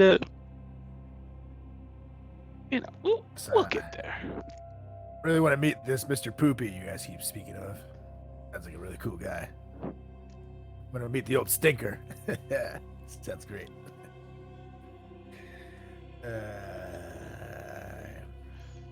All right. Well, You've got it coming for you, Solrak. Well, I guess the dog lives. Well, let's just hope that our mercy doesn't come back to bite us in the ass, Fang. I'm concerned. I kind of give Solrak like a sweep with my quarterstaff to try and knock him on his ass. Roll athletics, and Solrak can roll a dex saving throw or an acrobatics check if you want to try to escape that. 8. Never mind. Don't worry about it. Athletics? Yeah, 23. Try swipe you? Yeah, athletics. Yeah, no, you easily jump over it. I hope this isn't what Master Poopy has been showing you guys, because, whew, terrible. I go on about my business. Solrak, if we're calling this a battle, just know that you're still 1 in 5. And I walk away from the situation before it gets any worse. No one remembers the past. You're a champion. Alright, so, you guys finish this discussion. I'm assuming make your way back up to the top deck. Yeah, everyone's still up here. It's, Before I do, I'm like, some food real quick, too. Sure thing. I actually was hungry. Yeah, you pound a couple of your rations real quick. There's plenty of it on this airship that the cultists have provided, or Cloud has provided for the cultists for you all. And so, yeah, you guys, after filling up your belly real quick, make your way back up to the top deck. And it's in the afternoon now. You guys have spent a bit of time, traveling on foot, and then making your way up in the air and doing some seances and talking to this dog and whatnot. So was there be anything else that you guys would want to discuss, or before you go and make your way to the quarters to take a long rest, perhaps? Before you make your way to the summit of the soul in the morning?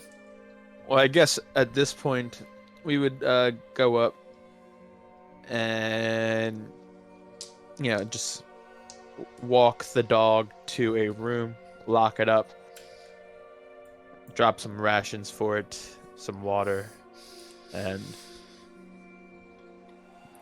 go about the rest of the evening. He's pretty docile and accepting almost of like this kind of, you leading him to this room and putting him in there, and you kind of stand at the doorway and begin to close the door, and he just kind of like looks at you with these like puppy dog eyes. Which room are you going to put him in? All right, I probably the back right one. This one. Okay. Alright, so you go and put him on in there, close up the door behind him, and you kind of hear him slump down to the ground. He scratches against the wooden floor as he stretches out. And the evening comes along as you put the dog in here with a little bit of food and water. Is there anything else anyone would like to do before calling it a night for a long rest? Write a little bit more in my letter. Sigh and mutter to myself about how stupid this is. And go to bed. I'm going to lay down and think back to that static that into my head and try to ponder who the hell it could be blocking my communications with the dog. Yeah. You can make a...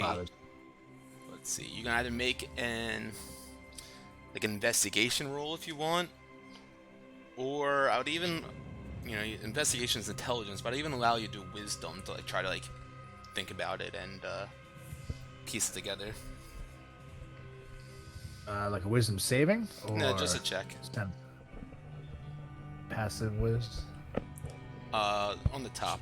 Oh, just the top. Yeah. Never mind. Yeah, I'll do that, I guess. Damn it, in that one. It's been a long day. You've been walking for a little while and, fighting some orcs, and you raged out earlier, kind of tired from the battle, and it's kind of hard for you to ponder on this right now, especially, a little bit of a lingering pressure on your head, but nothing too crazy. Brain is just going meow meow meow meow meow meow meow meow meow meow meow meow meow until I fall asleep. We should. Alright, Fang, anything that you do for the night? Yeah, you know what? And you guys can move yourselves to whichever rooms you're sleeping in. I'm gonna take off my wolf bite ring and attune to my dragon hide belt. Alrighty.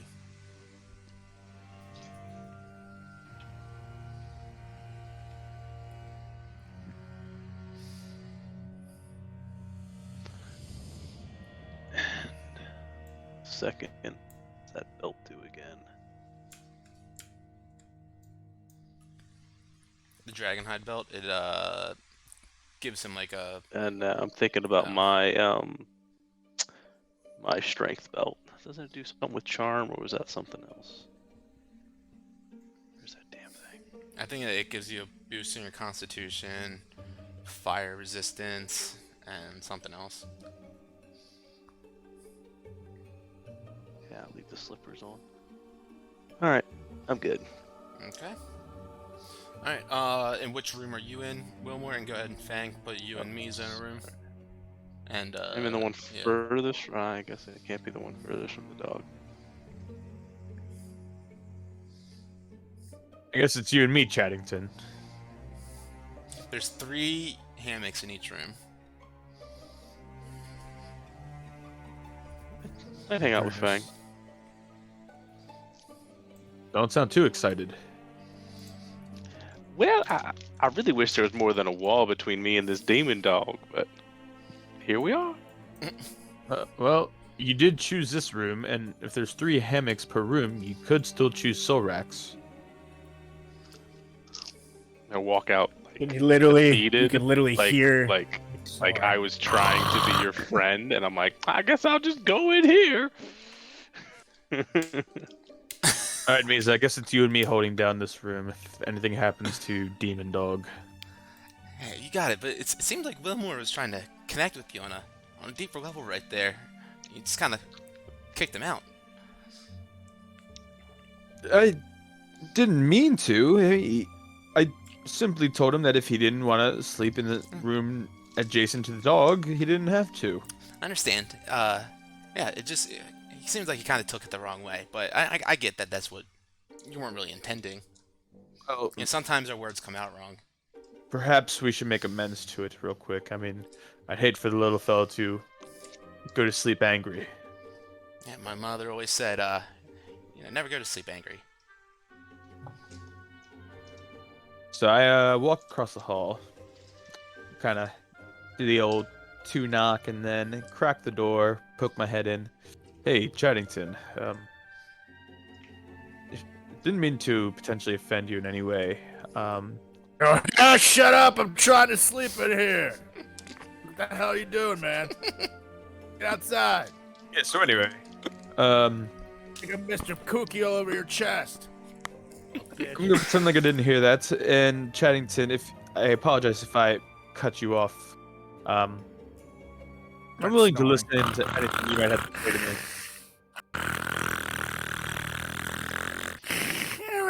Frank sucks. Wrong. They cast prestidigitation of fireworks directly above Solrak's head.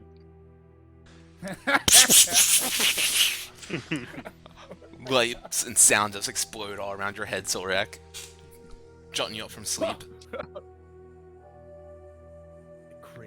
And while he's freaking out, I kind of crack my head and I look at Fang and I just shoot him a quick smile and a double-eyed wink, and I go back and lay down.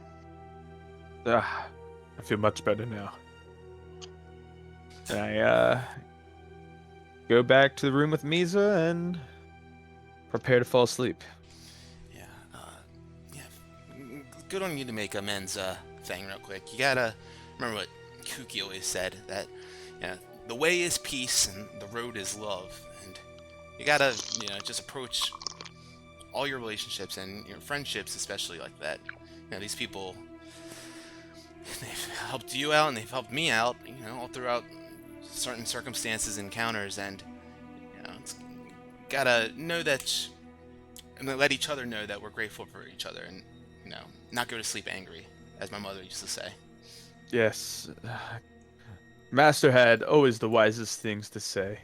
Always knew how to stay positive in any which situation. I can't wait to see him soon. Sure, we'll be and happy even to see though, you too. yeah, just for even a little bit of time. But yeah, I couldn't let the little buddy fall asleep angry at me. I mean, it certainly wasn't my intention either. I know we have our differences, and especially in this situation, I feel one way about the animal. It feels another way. Certainly didn't mean to hurt any feelings. Understand, buddy, understand. You know, we'll be at the summit in the morning, so, you know, the quicker we get to sleep, the quicker we can be there, right? I'll try and contain my excitement. Alright, It's gonna be hard to fall asleep. just like old days. Alright, good night, buddy. Good night. You guys all find your little hammocks and nooks to fall asleep in, and begin to get some shut-eye for the night, as the that snowfall that I mentioned earlier begins to fall a little bit heavier.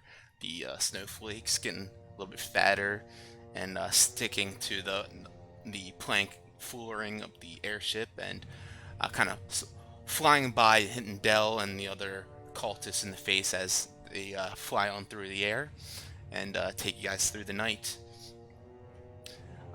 Solrak and Wilmore, as you guys are fastly asleep and tucked away, you're awoken in the middle of the night by Brutus, who seems to be up and kind of wandering around a bit and kind of sniffing and snarling at the door a little bit, kind of scratching his paws down at the surface where the floor and the door meet.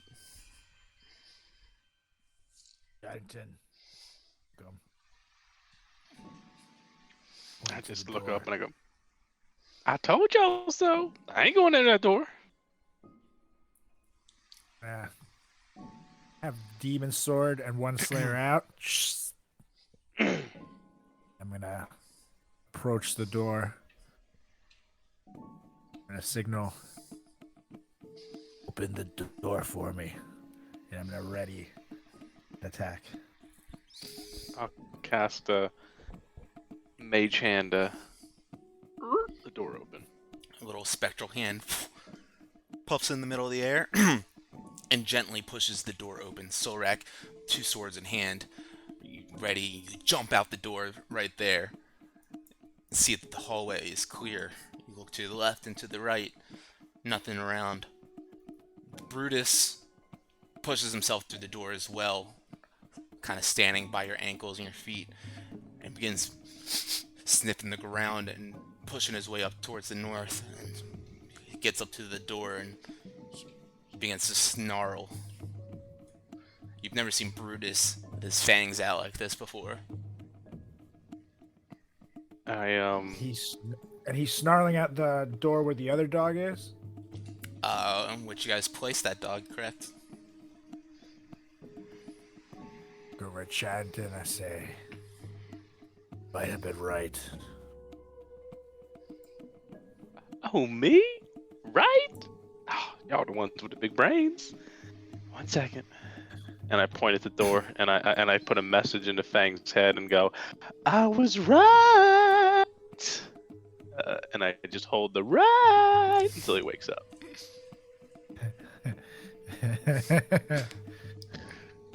You're You're muted. muted, Fang. Dreams of dreaming about what's to see tomorrow at the Summit of the Soul and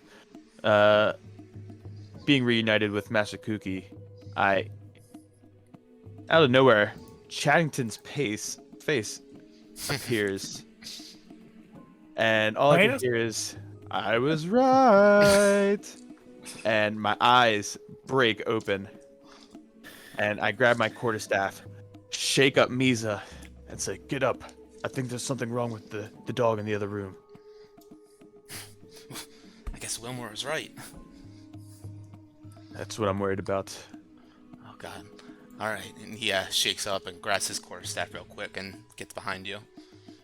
And you guys are all like kind of lined up in the hallway here now. When they come out, I kind of slink back to the back of it.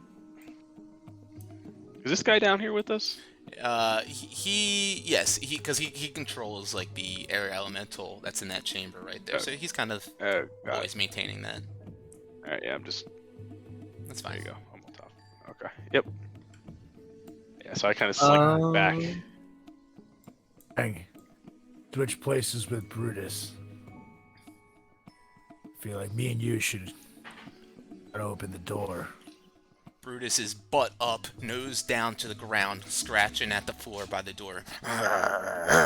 Snarling. Come on. I try to pull him back a little bit, see if I can. Yeah, you pull him back, and he's fighting back, but you know you're stronger than him, and no problem. You can definitely switch him back with Misa if you like, or with Fang rather.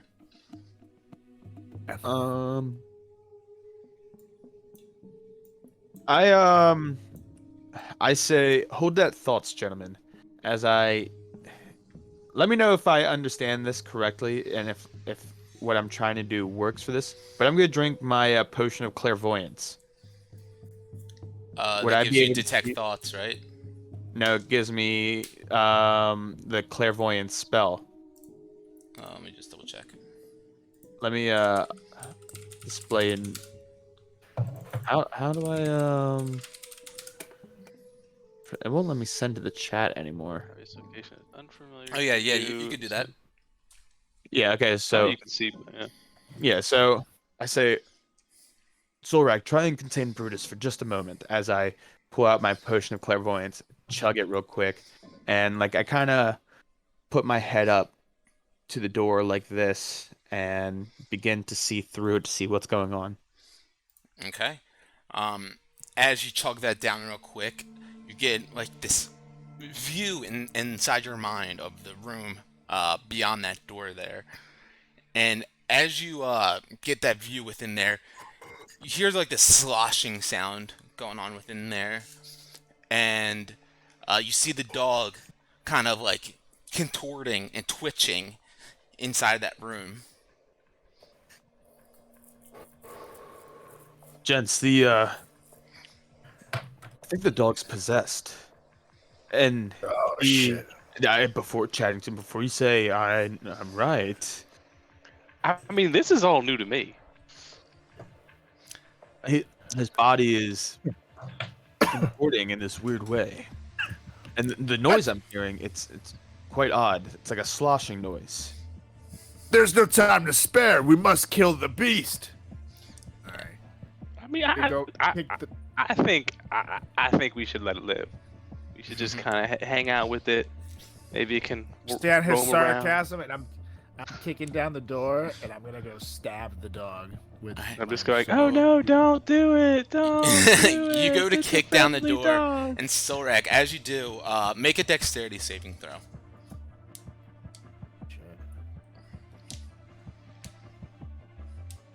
Now I got a nat 20. Nice. Sweet. There's a whole bunch of like strange, goopy, thick liquid that seems to have sloshed all over the ground, all over there. And you run in there and you slide a bit, and you go like against the wall, but you don't fall down prone or anything like that. As you slide on by, you're unable to get that strike on him initially that you were trying to get. But you look at this dog as it's twitching and contorting right there. Its snout looks right at you and splits open like a budding flower and begins forming from this orifice this tentacles that just spurt out of there, and its torso just begins to bulge out in all these different shapes, and it looks like something's like inside of it trying to push its way out of it. And these tentacles that have spurted out from its torso and its body now shoot out like red viney whips in all different directions as those chunks of flesh seem to rip out in different places from its body. A massive chunk taken from its side, exposing its rib cage, begins to turn inside out, and the whole body begins to transform into some sort of alien-looking plant with these 6 massive slitted eyes. Let me send you an image. Circling around this large, drooling, gaping mouth. In the center of this like green, veiny, bulbous, pod-like body. You see all these kind of red, pinkish, whip-like tentacles just kind of reach out into all the corners and everything, and it lets out that like gurgling, kind of guttural noise that you like initially heard coming out from the dog's mind when you first were trying to probe into speaking to it. And with that, we're gonna roll initiative.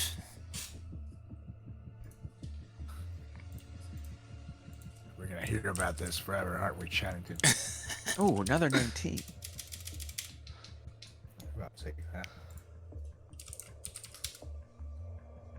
Nice. Okay, that's good. Let's see what horror sounds like.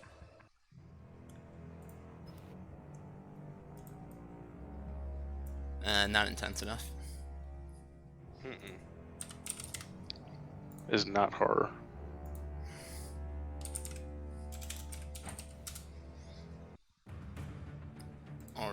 All right. So, Last one was like, who wants to be a millionaire, you know? Yeah, right. Alright, let me, Got $10,000. Dex. Take a lifeline, please. Oh, all right. He gets a 2. Okay. So you see all these whip-like tentacles kind of spur from its torso and body, shooting out in all different directions. This dog's body seems to, Solrak, as you saw it, just kind of like flips inside out almost, exposing out this like pod-like alien, kind of bulbous, veiny body out of it, drooling all this kind of thick liquid that seems to like spilled out on the ground all around your feet as well. Feng, it's a very tight space, but you see this thing kind of reaching out and trying to grab Solrak, it looks like. What do you do? I use my bonus action to activate my my elemental tattoos, and giving my melee range for unarmed strike range 15 feet, and from there, I will let's see. Hold on. First things first. 3. Did you guys blow up this picture and check it out? Ah, I don't Yeah, know. so Did you do that? Terrifying. Just click it in the game log. Yeah, so I point my my quarterstaff at this this being, and this very powerful like water whip comes out and slaps him across the his face. All right, roll to hit. See if it does actually. There's a little guy in there. Like Krang. Not currently. There might be though. 28. 28 hits for sure. So let me do that. 8 plus 5, so 13. All right. And I'm gonna make that a. I'm gonna use 2 key points to make that a stunning strike. I'm sorry, 1 key point to make that a stunning strike. So he has to make a con saving throw, DC 16. Or be stunned. Yep.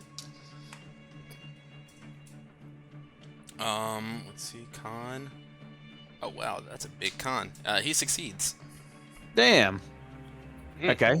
And then I will do the same thing again. Okay. Another strike across him. Hitting him with a water whip. 12. Or attempting to, as that one just sprays on right by him. Moving its tentacle out of its way and avoiding that hit. Anything else for you? That is it. Solrak, you're up face to face with this alien-like creature. I don't like aliens taking advantage of my love for animals. Is any against me here? So I'm gonna rage. Then I'm going to use a go. Sorry, attack, action, bonus action, so reaction. It's a what? I'm sorry, I'm forgetting the name of it. Distracting strike, reduced rate. What's the name of the when you do your first attack? A reckless attack. I want to use a reckless attack. Yeah, okay, absolutely. So you get advantage. Buddy, and I use 1 superiority die. Reckless actually doesn't require that unless you're doing a superiority dice maneuver. Oh no. I'm honestly I'm trying to find where the fuck reckless is. It's just under features. It should be under your unarmored defense under the barbarian section. It's near the top. Well, yeah, I'm gonna do that, and yeah, I'll strike that some bitch with my Okay. Slayer. Roll with advantage.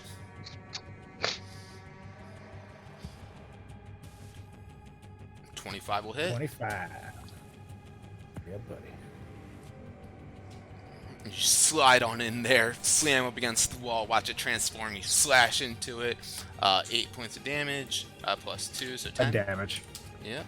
Yep. And I'm gonna swing again. Hell yeah. All right, let's do this, boy. A 12. 12 will miss, unfortunately. Yes. Okay. Well, we took the long rest, right? Or no, we didn't get to. You did not get to it. Never mind. All right. Okay, I'm good for now. Wilmore, you were up then. You see like a tentacle kind of squirming out the door frame, and of course them going on within there, fighting it. So I kind of shout at it. If only we weren't in such tight corridors, I'd be able to see more. And then I'm gonna ready. That was a Little Shop of Horror pun, by the way. I got it. I'm gonna ready Bestow Curse. Sanity's gonna go in there, dive bomb it, cast Bestow Curse on him. Okay. But I yell to Chattington after he says that. Aren't you small enough to slide right through, buddy? I think to myself, this is why we're not friends. Bestow Curse is a wisdom save. Wisdom saves 16. Okay, let's see. Natural 20. Silvery barbs. Silvery barbs. I think you need to be able to see me. I do need to be able to see, but can't. Or no, I'd have to look through Sanity's eyes, because I guess, yep. All right. So that's that. Okay. Anything else for you? Back upstairs a little bit. Okay. All right. That brings Hold us. on, I'm still gonna remain. Hold on, let me see. Yeah, 25 still. Okay. All right. That brings us to Misa. Let's see. He's kind of stuck in this space. Is going to ready an action as soon as he can do something. He's going to. And that brings us to Brutus Solrak. Okay. I'm trying to pull up this character sheet. Well, I'm gonna go up to the creature. Mm-hmm. Slide right between my feet, between Sorlag's legs, and chomp at that son of a bitch with a bite. I gotta get her shield in. Okay. Yeah, I'm gonna do a bite. Damn it, a 12. 12 will miss. And I get to do 2 bites, right? In one? Yep, that's correct. Okay. Yeah, that's right there. Multi-attack. Okay, that's a dirty 20. That will hit. That is 8 piercing damage. Okay, very nice. 8 piercing damage as Brutus just bites into one of its vines and starts ripping it like a red Twizzler. Oh, actually, it says the Mastiff has advantage on an attack roll against a creature if at least one of the Mastiff's allies are within 5 feet of the creature and the ally isn't incapacitated. Yeah, go ahead and roll Can I advantage roll then. an advantage roll on my first attack? Sure. That one will be, say, the 12 and the 20. That counts as advantage on one. Go ahead and do it again for the second attack. All right. So that's a 9. So. Well, you can roll one more time. No. Oh yeah. 15. 15 misses. Kind of squirmy tentacles just smack Brutus's face out of the way from biting him. Anything else for you? And that is it. Okay, let me see something real quick.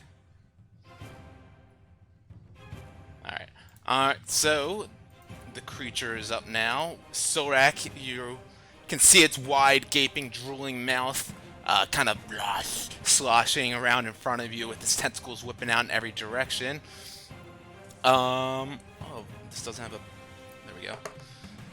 With a 24 to hit, you see it's big... Can I? Go ahead.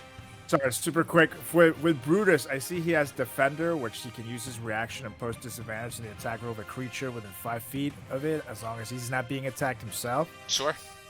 Use that now. Yep, Brutus can react barking up at this creature and impose disadvantage, sure. So again, then, a 26 now. Fuck you. I'm going home. I think you're home already, right? All right. Yeah, well, that was quick. Alright, so its mouth just kind of gapes open wide and jumps over top of your head, Solrak, and your head and upper torso gets sloshed into its mouth, taking 28 points of acid damage, and you are currently grappled inside of its mouth hole right now. 28 halved already? Because I'm ready. Oh yeah, that's right. So 14 damage. And you're completely enveloped inside with this alien plant-like body just kind of surrounding your body completely. When you're enveloped, you are also restrained. So let me give you that. And make a Constitution saving throw.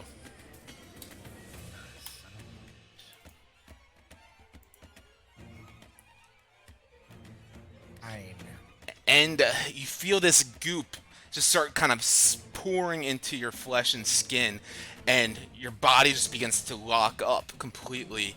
Your head tilts back as your eyes roll back in your head real quick, and you are stunned in the grasp of this alien-like creature. Bang, you can hear it sloshing around and kind of swallowing Solrak within its body, and his body is completely disappeared within the its bulbous form. And we just read everything else. So on your turn, actually no, never mind. Yeah, you're just restrained right now. So, and stunned. So, that is that. Brings us to Fang. At the top of the round. Let's see. Make sure I'm doing the right one. All right, yeah. So, So you I see put like my- Solrak's like feet just kind of barely dangling out of the hole there. Yeah. So what I do is I put my quarterstaff into one hand and like put out my palm, and that's gonna use 2 key points to use Fist of Unbroken Air, and it's got to make a Strength saving throw DC 16. Yeah, and then we'll go from there. 23. Damn. You guys can see my rolls, right? Mm-hmm. I can't. Okay. A lot of 19s. Hold on one sec. Okay. All right. And that's not something I can do twice in one turn, right? No, it is not. Okay. Oh, wait, let me double check that. Because let me just. It's not a spell. I'm sorry. Yes, you can do. No, I'm sorry. Fist of the Unbroken Air is like a spell. Because it's it's the full action. It says as an action, whereas like Fangs of the Fire Snake says when you use the attack action. So it is an action itself. Yep. Gotcha. All right, then bonus action. We will put my quarterstaff back in both hands and kind of release that same water whip I did last try. To be able to use a bonus action to do an unarmed strike, you have to use the attack action.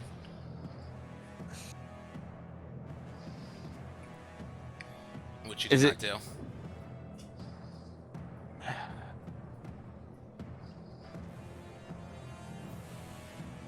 All right, well, if that's the case, then I will... Does that kind of fall under Flurry of Bows as well, too? Mm-hmm. Wait, that's not really an attack action? No, it's an action itself. Just like a spell isn't an attack action. It's an action in itself. Gotcha. Fuck. Anything else for you? Yeah, if I'm gonna do that, then I will...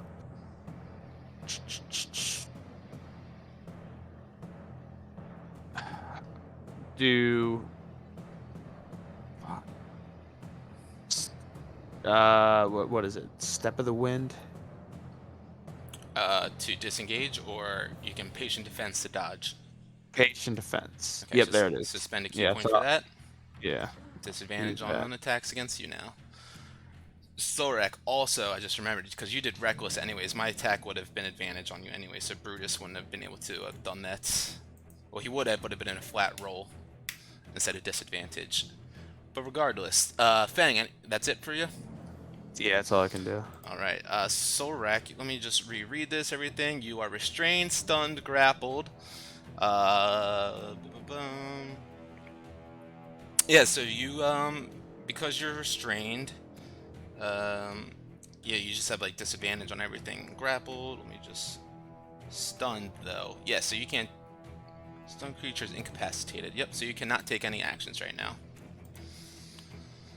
Alright, as you're just getting swallowed by this large bulbous plant and getting broken down by the enzymes inside of it.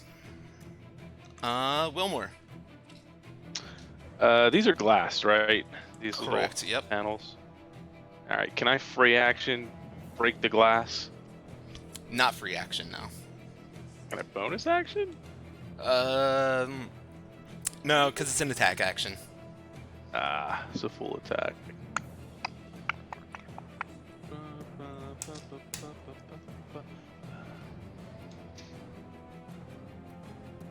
It's a free action open a window, though, or open a door. Oh, it's a window? I can open it? Alright. Sure. I can. Yeah. I will open the window instead of breaking the window. There you go. And then spider shoes go across the wall on the outside. Okay. And I'm like straddled the wall, looking in through the window. I see Solrak getting just all kinds of eaten up. And I am going to cast...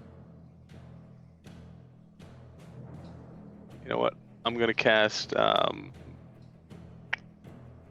my Hexblade Curse for my bonus action. And then we're going to blast it. Okay. Eldritch Blast 1.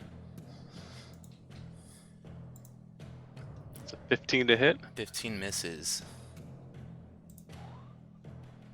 Eldritch Blast 2. 21 to hit. 21 hits for sure. And that's 5 plus 4, so that'd be 9 damage. Alrighty. And then bonus action. Nope, I already used my bonus action. I still have my reaction. Oh, well, we're gonna sit on that. We're gonna sit on that. Sounds good. Alright, Misa is up now. Kind of Away just from the window too, so he can't looks see me. around, he's like, oh shit, like, not sure what to do, can't really squeeze my fang to do much, sees you jump out the window, he's like, what, where's Wilmore going? Yeah, he's kind of just holding his action right here, ready to see if he can do something once this creature makes its way out, and possibly Solrak with Brutus. Right. Brutus is going to grab Sorlak, try to grab Sorlak's leg and pull him out of the thing's mouth. Okay, yeah, make a strength check with Brutus. Oh, baby. Fuck this. 7. 7. He bites onto one of your ankles and begins to pull you, and rips the cloth around your from the pants that you're wearing a bit, and you kind of pull. The body taker plant kind of pulls back a little bit and begins to swallow you a bit more, and Brutus is unable to grasp you. You can do it twice though, because you have 2 attacks in action, so I'll let you do it again. All right. Yeah, I'll do it again. Okay, make another strength check. Yeah, nat 20, nat 20. Woohoo! Brutus sees you getting swallowed by this plant ever so slowly, and the enzymes and this goopy liquid kind of burning your flesh and paralyzing you. He lunges up again, grabs a better bite around your ankle, and begins to pull you back very quickly, and you're no longer restrained as he yanks you out of this body. You're covered in this kind of clear, goopy liquid, and you're sitting here prone. I think that is it. I think you make one more Constitution saving throw. The hex is strength, by the way. Cool, thank you. Another nat 20. No way. Sweet. That's a 1 in 400 chances. Nice. As you kind of begin to throw away all this like liquid off your body and shake it off from you, you're no longer stunned. You're no longer you're just prone, no longer stunned, restrained, or grappled by him. And that is Brutus's full turn to do both of those. Anything else that you want to do with him, though? That's it. Okay. This creature up now thought he was about to get a dinner and take you on in. Kind of pissed off that you were able to break out, so you see these tentacles that whip up into the air. One slashes down in your direction, misses you with a 14. Another one kind of slams around another side with a 12 and misses. And he's going to try to do one more on you, too. With a 16 to hit. Also misses. So all 3 of these tentacle whips just... Actually, I'm sorry, you were prone. These get advantage. So that was 2 full attacks right there. They both missed still. And one more. A 26 to hit. There we go. Okay, I'm gonna ride post one of them, by the way. Okay. Yep, so it'll be this one. It's just 7 slashing damage reduced to 3 for your rage, and then you're gonna repost it, so you can reduce that again if you want using your reaction.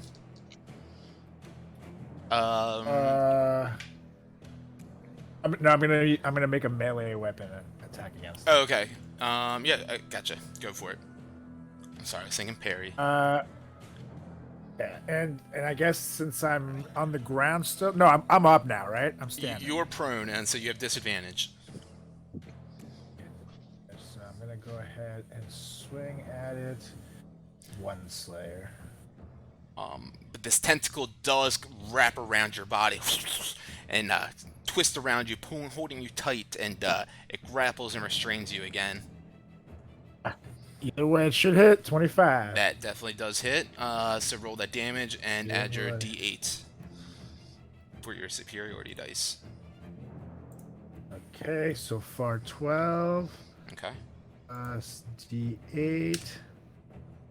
Then 8. Yeah, buddy. Nice. So that's 22 total. Nice reaction. You kind of just completely tangled its tentacle around your body, and last ditch effort, you tried to slash at another one, and you cut it pretty badly there.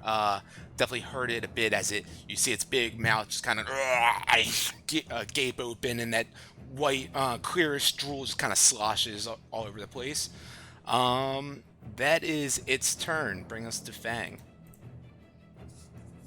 So, I will, I'm gonna try it again. I will go back to trying the, the Fist of Unbroken Air. Let's see this guy make another, strength saving throw, DC 16. Okay. 13 total. Yes, finally. All right, so let me where's my fucking key points? There we go. All right, so I have 3 remaining key points. So I am going to use all of them to 6d10. Yep, so it's going to be 6d10 total. All right, go for it.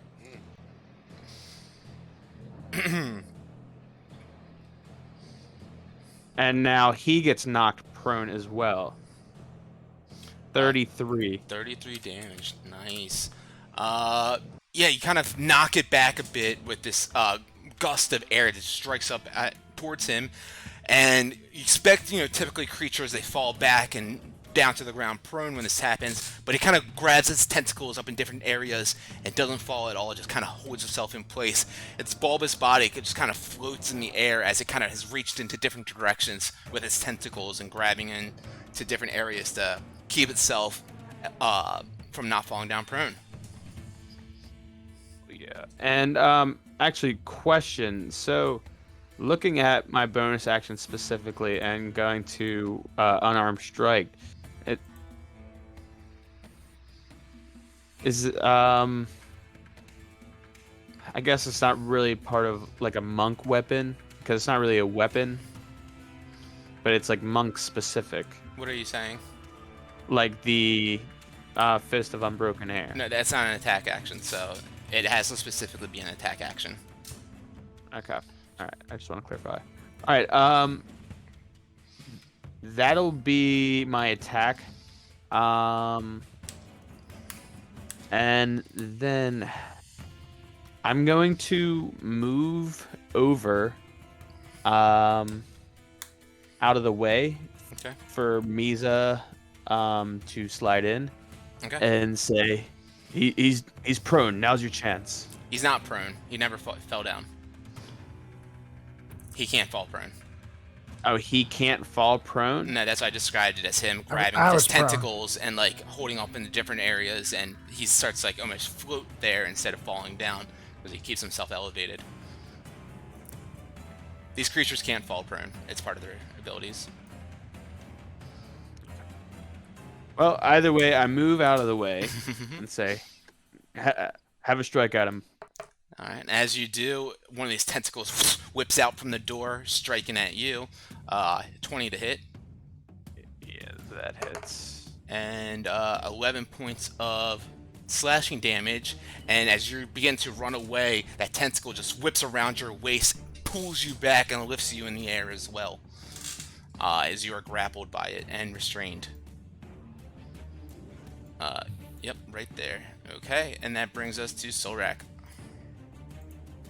All right, I'm gonna get up. And down. That uses half my movement. Yep. Now I am very pissed off, covered in this disgusting goo. Wanted to fucking sleep. To strike at this son of a bitch. With my... I'm gonna use my one slayer. Go for it. 16. That just hits. Buddy, that's 12 damage. Very nice. And I'll swing again.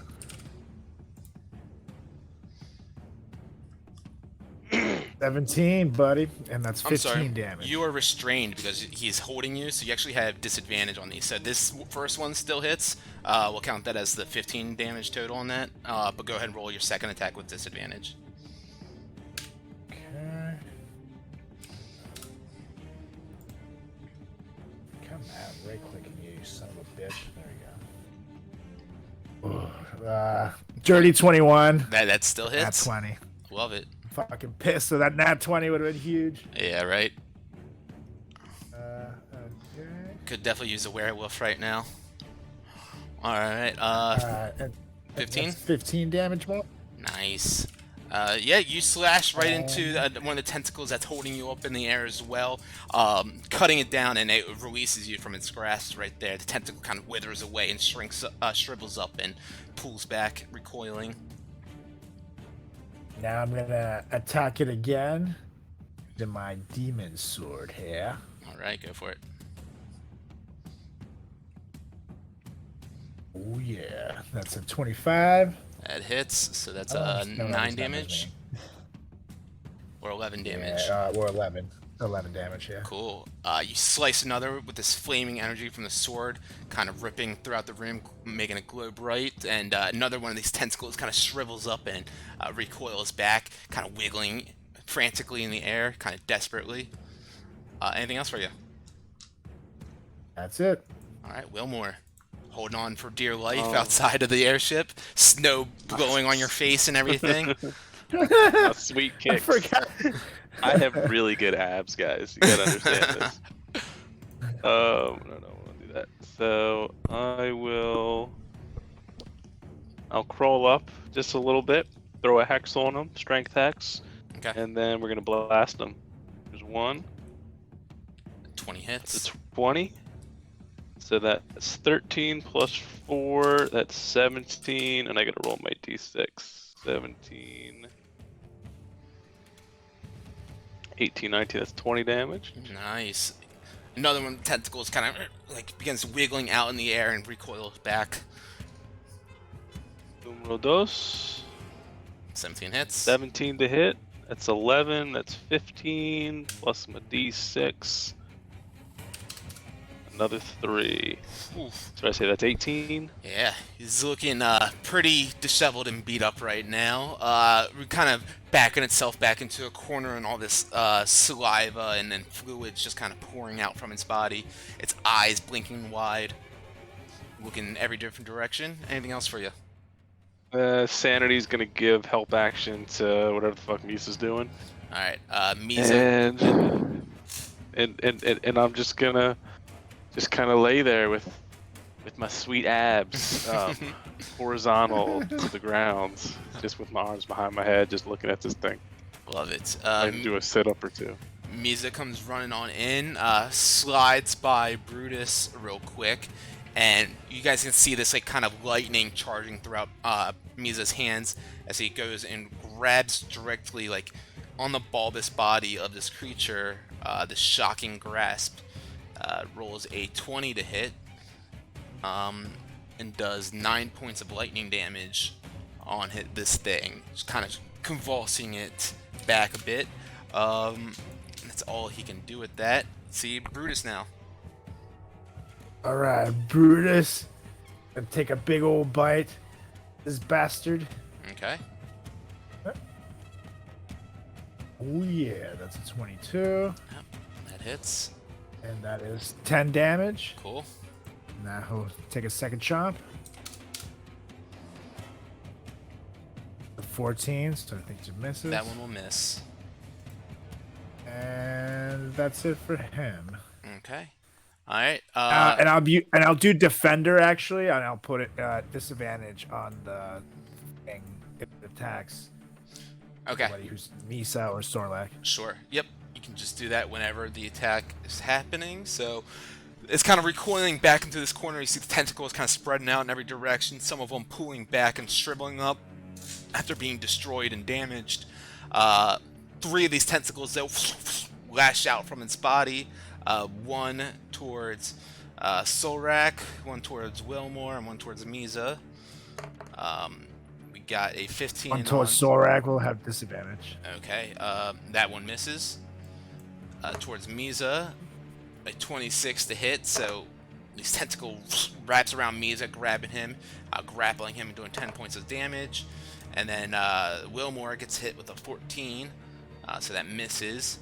And yeah, he kind of has completely backed himself up into this corner now, pushing itself up with its tentacles like legs and the bulbous body, lifting up to the corner up high in the room. And you see it's just kind of waving out all these different tentacles in your guys' directions, with Misa being held aloft in one and Fang up in the other.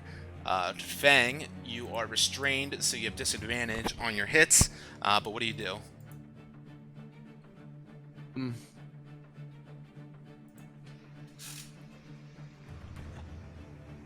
Let's see. Can I? Yeah, okay. Here's what I'm gonna do. As I'm grappled by this being, I just yell out, "Drop!" And that's gonna be a command with a Wisdom saving throw, DC 16. Alright, let me roll it on here actually. With 10. Yeah, so it drops everything that it's holding. You see it just unraveling these tentacles around the waist and torsos of you and Misa's bodies, and you guys both drop to the ground. You hear Wilmore go, "Shut him down, open up shop."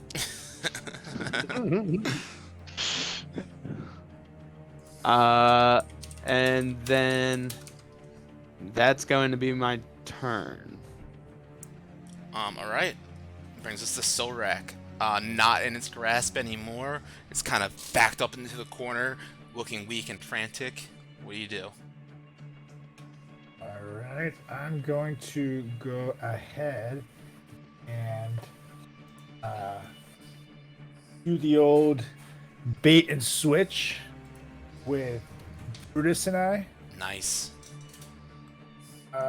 So then, so you roll the superior die until the start of your next turn. Me or the other creature have additional AC.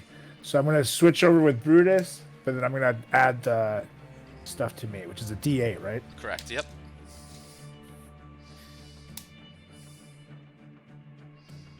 Nice. Okay, so that adds 6 to my AC. So you're 26 till your next round. Yep. And I'm going to attack. Hell yeah. I'm going to go ahead and use my One Slayer. 17. That hits. 10 damage. Alright. And one more time. One more time. That's a 14. 14 will miss. And I still, the superiority was my bonus action, right? So I'm done. I believe that one is for that move. Let me just double check that. I think it is. I'm done. Otherwise, I'll do a demon sword attack. Bait and switch, blah, blah, blah, blah.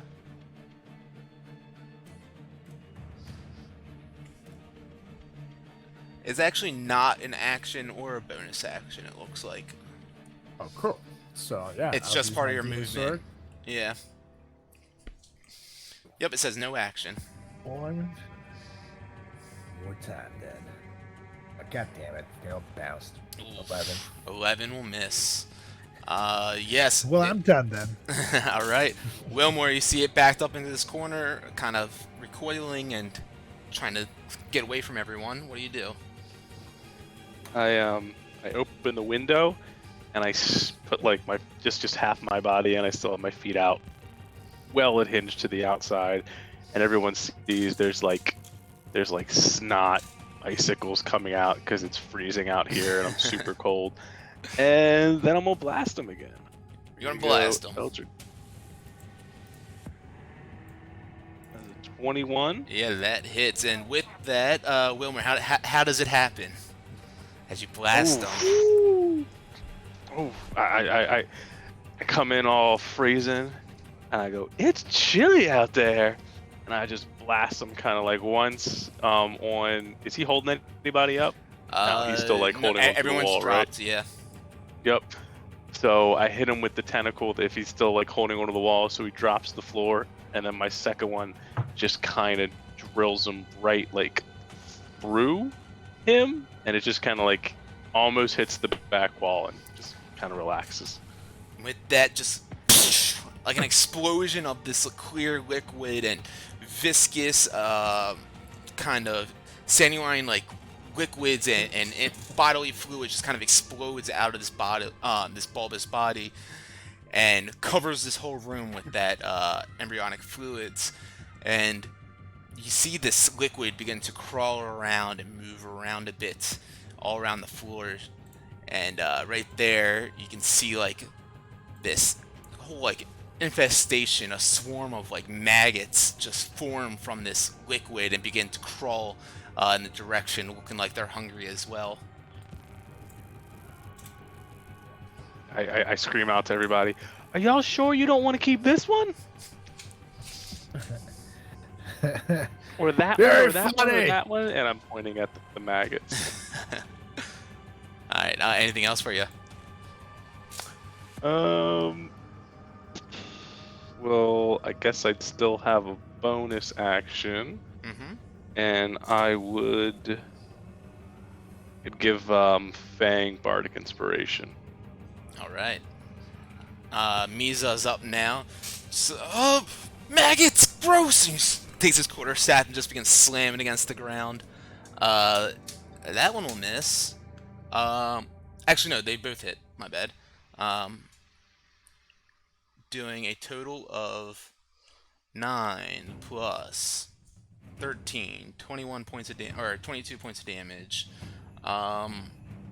Smashing a shit ton of these maggots all over the floor. You still see some of that movement crawling around in that liquid. Brutus is up now.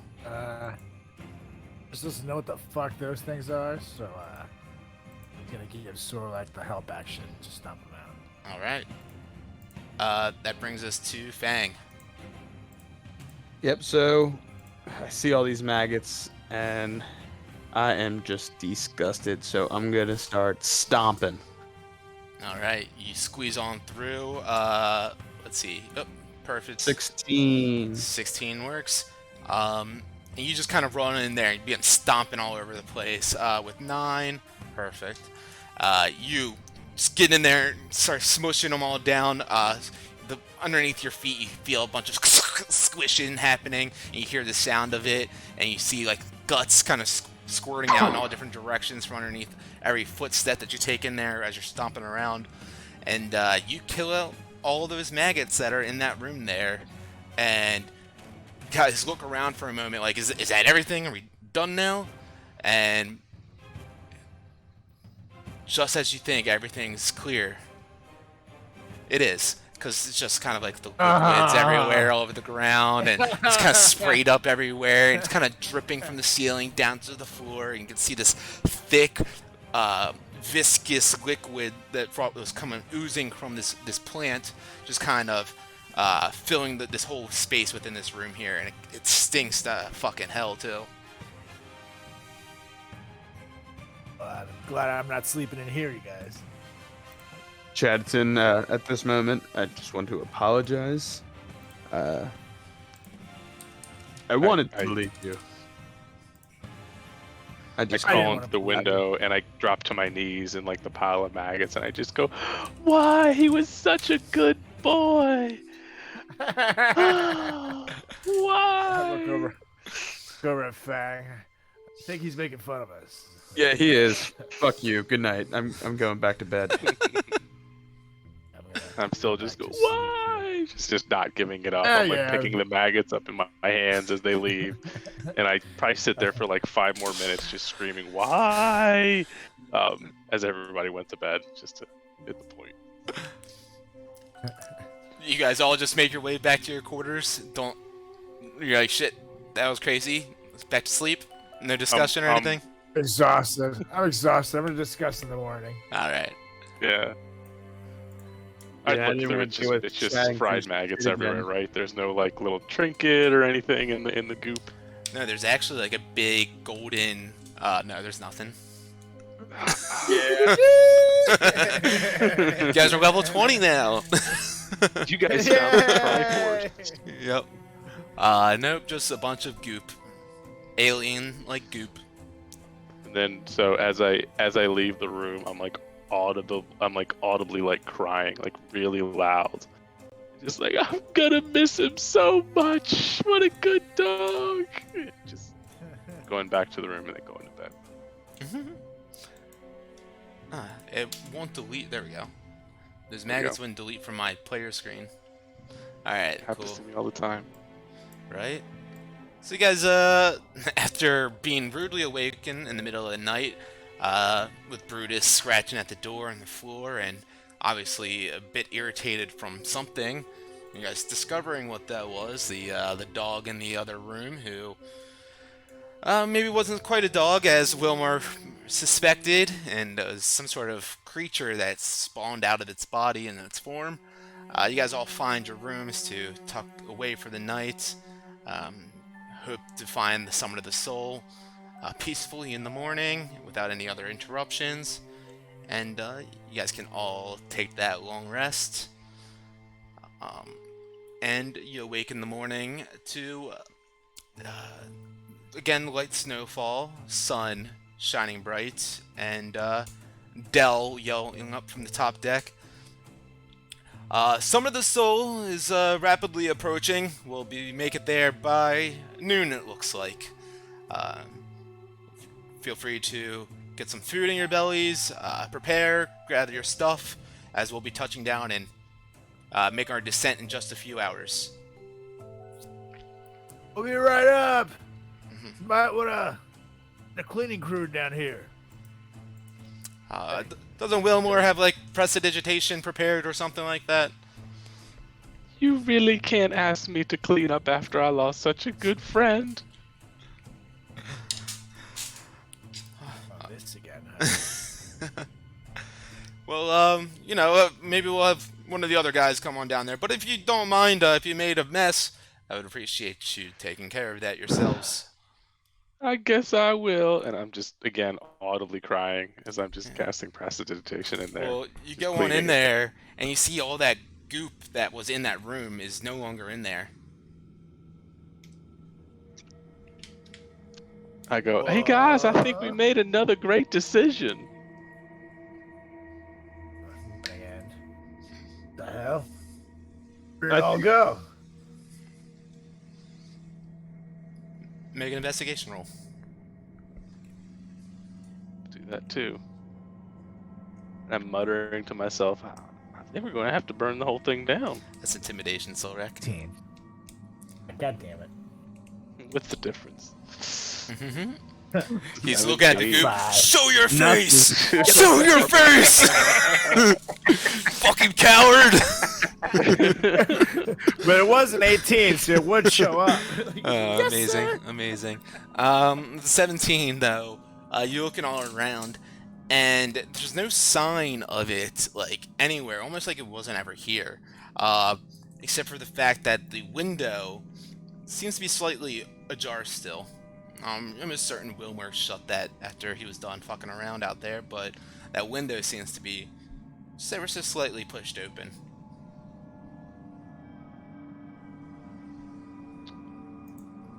Well, gentlemen, I hope this is somebody else's problem now. Mises, you gotta be fucking kidding me. Well, out of sight, out of mind.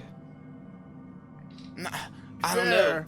Fang, I mean, this thing took over this dog. I mean, it could take over us.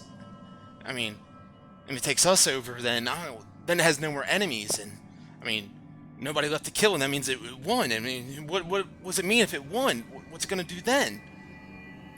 Well, wait. To be fair, Shattington's plan was just to throw it overboard anyways, which means Well, that they would happen. well, then we were wrong. We should have listened to Chaddington. What'd you say? It went out the window. Yeah, it went out the window. So it's gone. I don't know. Bought it. I look out the window to see if I see anything. No way it could survive that fall. Yeah, you look out there and you just see the wide open bird's eye view of the landscape below. No creatures hanging from the airship or any signs of anything like that on the outside of it at all. There's nothing to worry about. He's not here anymore. And again, Chaddington, I apologize, but you know I can't do that to a dog that, at that moment, had no ill intent. I'm not saying you're wrong. I'm just saying you were wrong in this circumstance, my friend. But I I do have to agree with Misa. We should be on the lookout for crouch real down, odd behavior from our hosts here. I mean, why don't we just Oh. stay around a little while and see what happens? Well, we're going to be on this ship until about noon, until we touch down at the Summit of the Soul. So I guess we have until then, whatever time we spend there, and then the rest of our travels. Here's the thing. I really got to know this crew that well. How are we gonna know who's possessed? That is quite true. Maybe Guys, good old Pepperoni over here will know. Well, Pat him on the head. you guys, Ooh, that's true. I mean, Brutus did seem to know something was up, at least at the later stages of it, and when I guess he was doing his transformation. But I mean, when Solrek, when you were speaking to Brutus, and Wilmore, when you tried to get in its mind, I mean, it was different than typical, right? That's I guess right, we could but do that. I'm just saying, it I could, don't it's an have the idea. ability to communicate. I guess you're right, Non-animals. but it seems like Wilmore could get into the mind of possibly some of the men here. Yeah. They might find out, but that'll be interesting conversation, I guess. That's a good point, though. Should try it. Yeah, it's yeah, worth a shot. We Uh, know it's out a sign at least. right. However, I feel as if we're gonna do that, we should at least warn them first. Can't I mean- warn them. Yeah, but yeah, I- I mean, I- how are we I- gonna know? They'll just pull a fast one on us, probably. I understand, but I feel like in this situation, their intent was to drive us around wherever we needed us, having this kind of pact with Clouth. If we go ahead and start detecting thoughts without their consent or understanding that we're doing this, well, I don't think they're gonna like that. I feel like at least You with know what I this idea- say? We don't like it. Yeah, no, he's got a point. It's at least it's with kind this of idea, intrusive. we're giving them some consideration.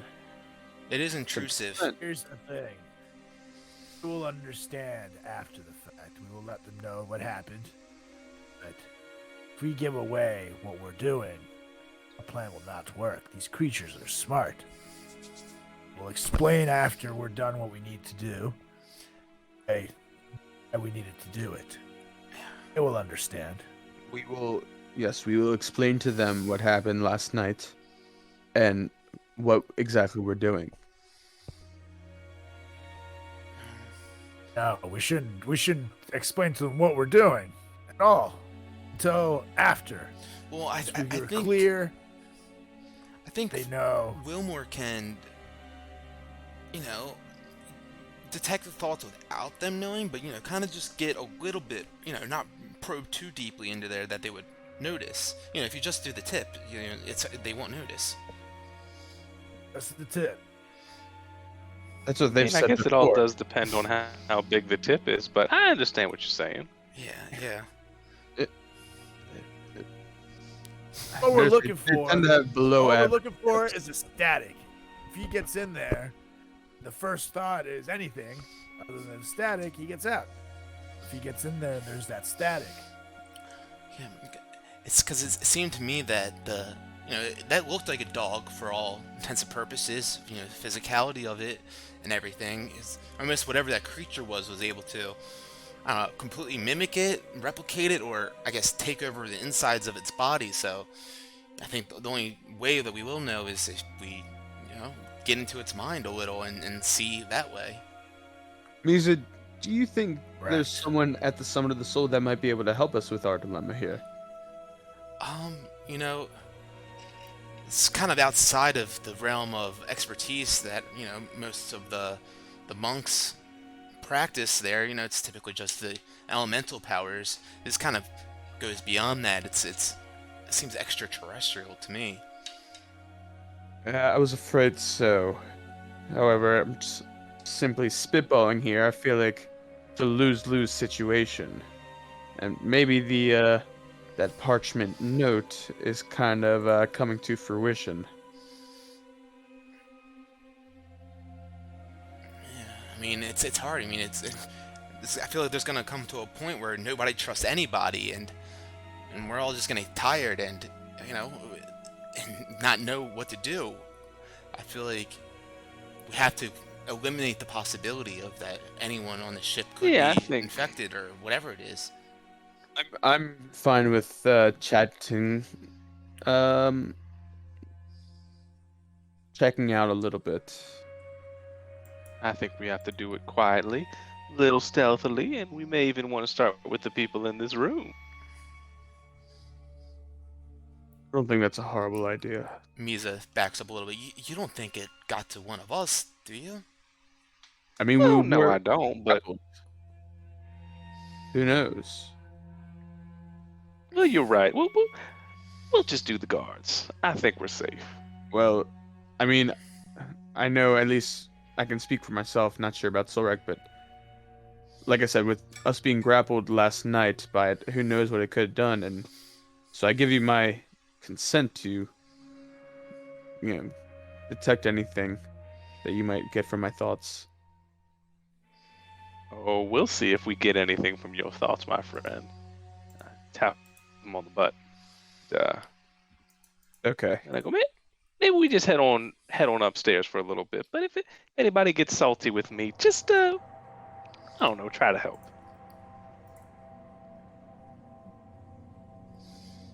Yeah, we'll do Kinda the head best. upstairs. Yeah. With that, you begin to head upstairs to begin questioning everyone and doing what you can. It is about the time in which you guys typically would like to wrap things up, so do you want to save this next process for the next game? Yeah, I think Yep. this is That's a a good good place place to to stop. Okay, so that'll give you guys the week to, you know, discuss in Discord as well what you would like to do for this plan of action, and kind of figuring out if anyone has been infected or if anything has happened from this. But with that said, great game, guys. Hope you enjoyed that little spooky twist for a Halloween idea.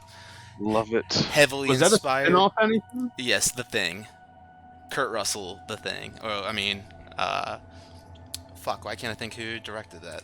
Why can't I think? Wes Craven, right? Yes. The thing. Yeah. Yeah, so definitely watch that if you have not seen it in a while, because it is a fucking classic. No, John Carpenter, not Wes Craven. My bad. Yeah, Kurt Russell is a fucking G in that. So is Wilford Brimley. Good old Wilford Brimley. I have diabetes, Wilford Brimley.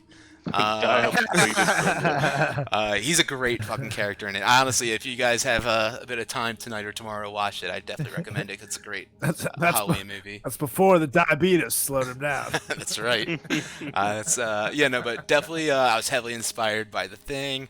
The whole movie essentially starts off with them a helicopter of these Swedish guys following a husky in the Arctic, and these Americans see it and they're like, what the hell is going on here? And they rescue the dog, and then they bring it into their shelter in the Antarctic like station. And yeah, if you watch it you'll see what happens, but definitely inspired by that. I got a good idea. Hell yeah. Great game, guys. If only we dropped it off the side of the airplane, we'd have been fine. I'm gonna be honest with you, if you did, the tentacles were coming out.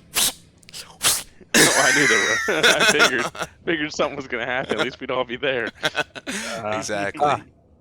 Awesome. Well, with that, I believe we'll play next Sunday. Take this week off.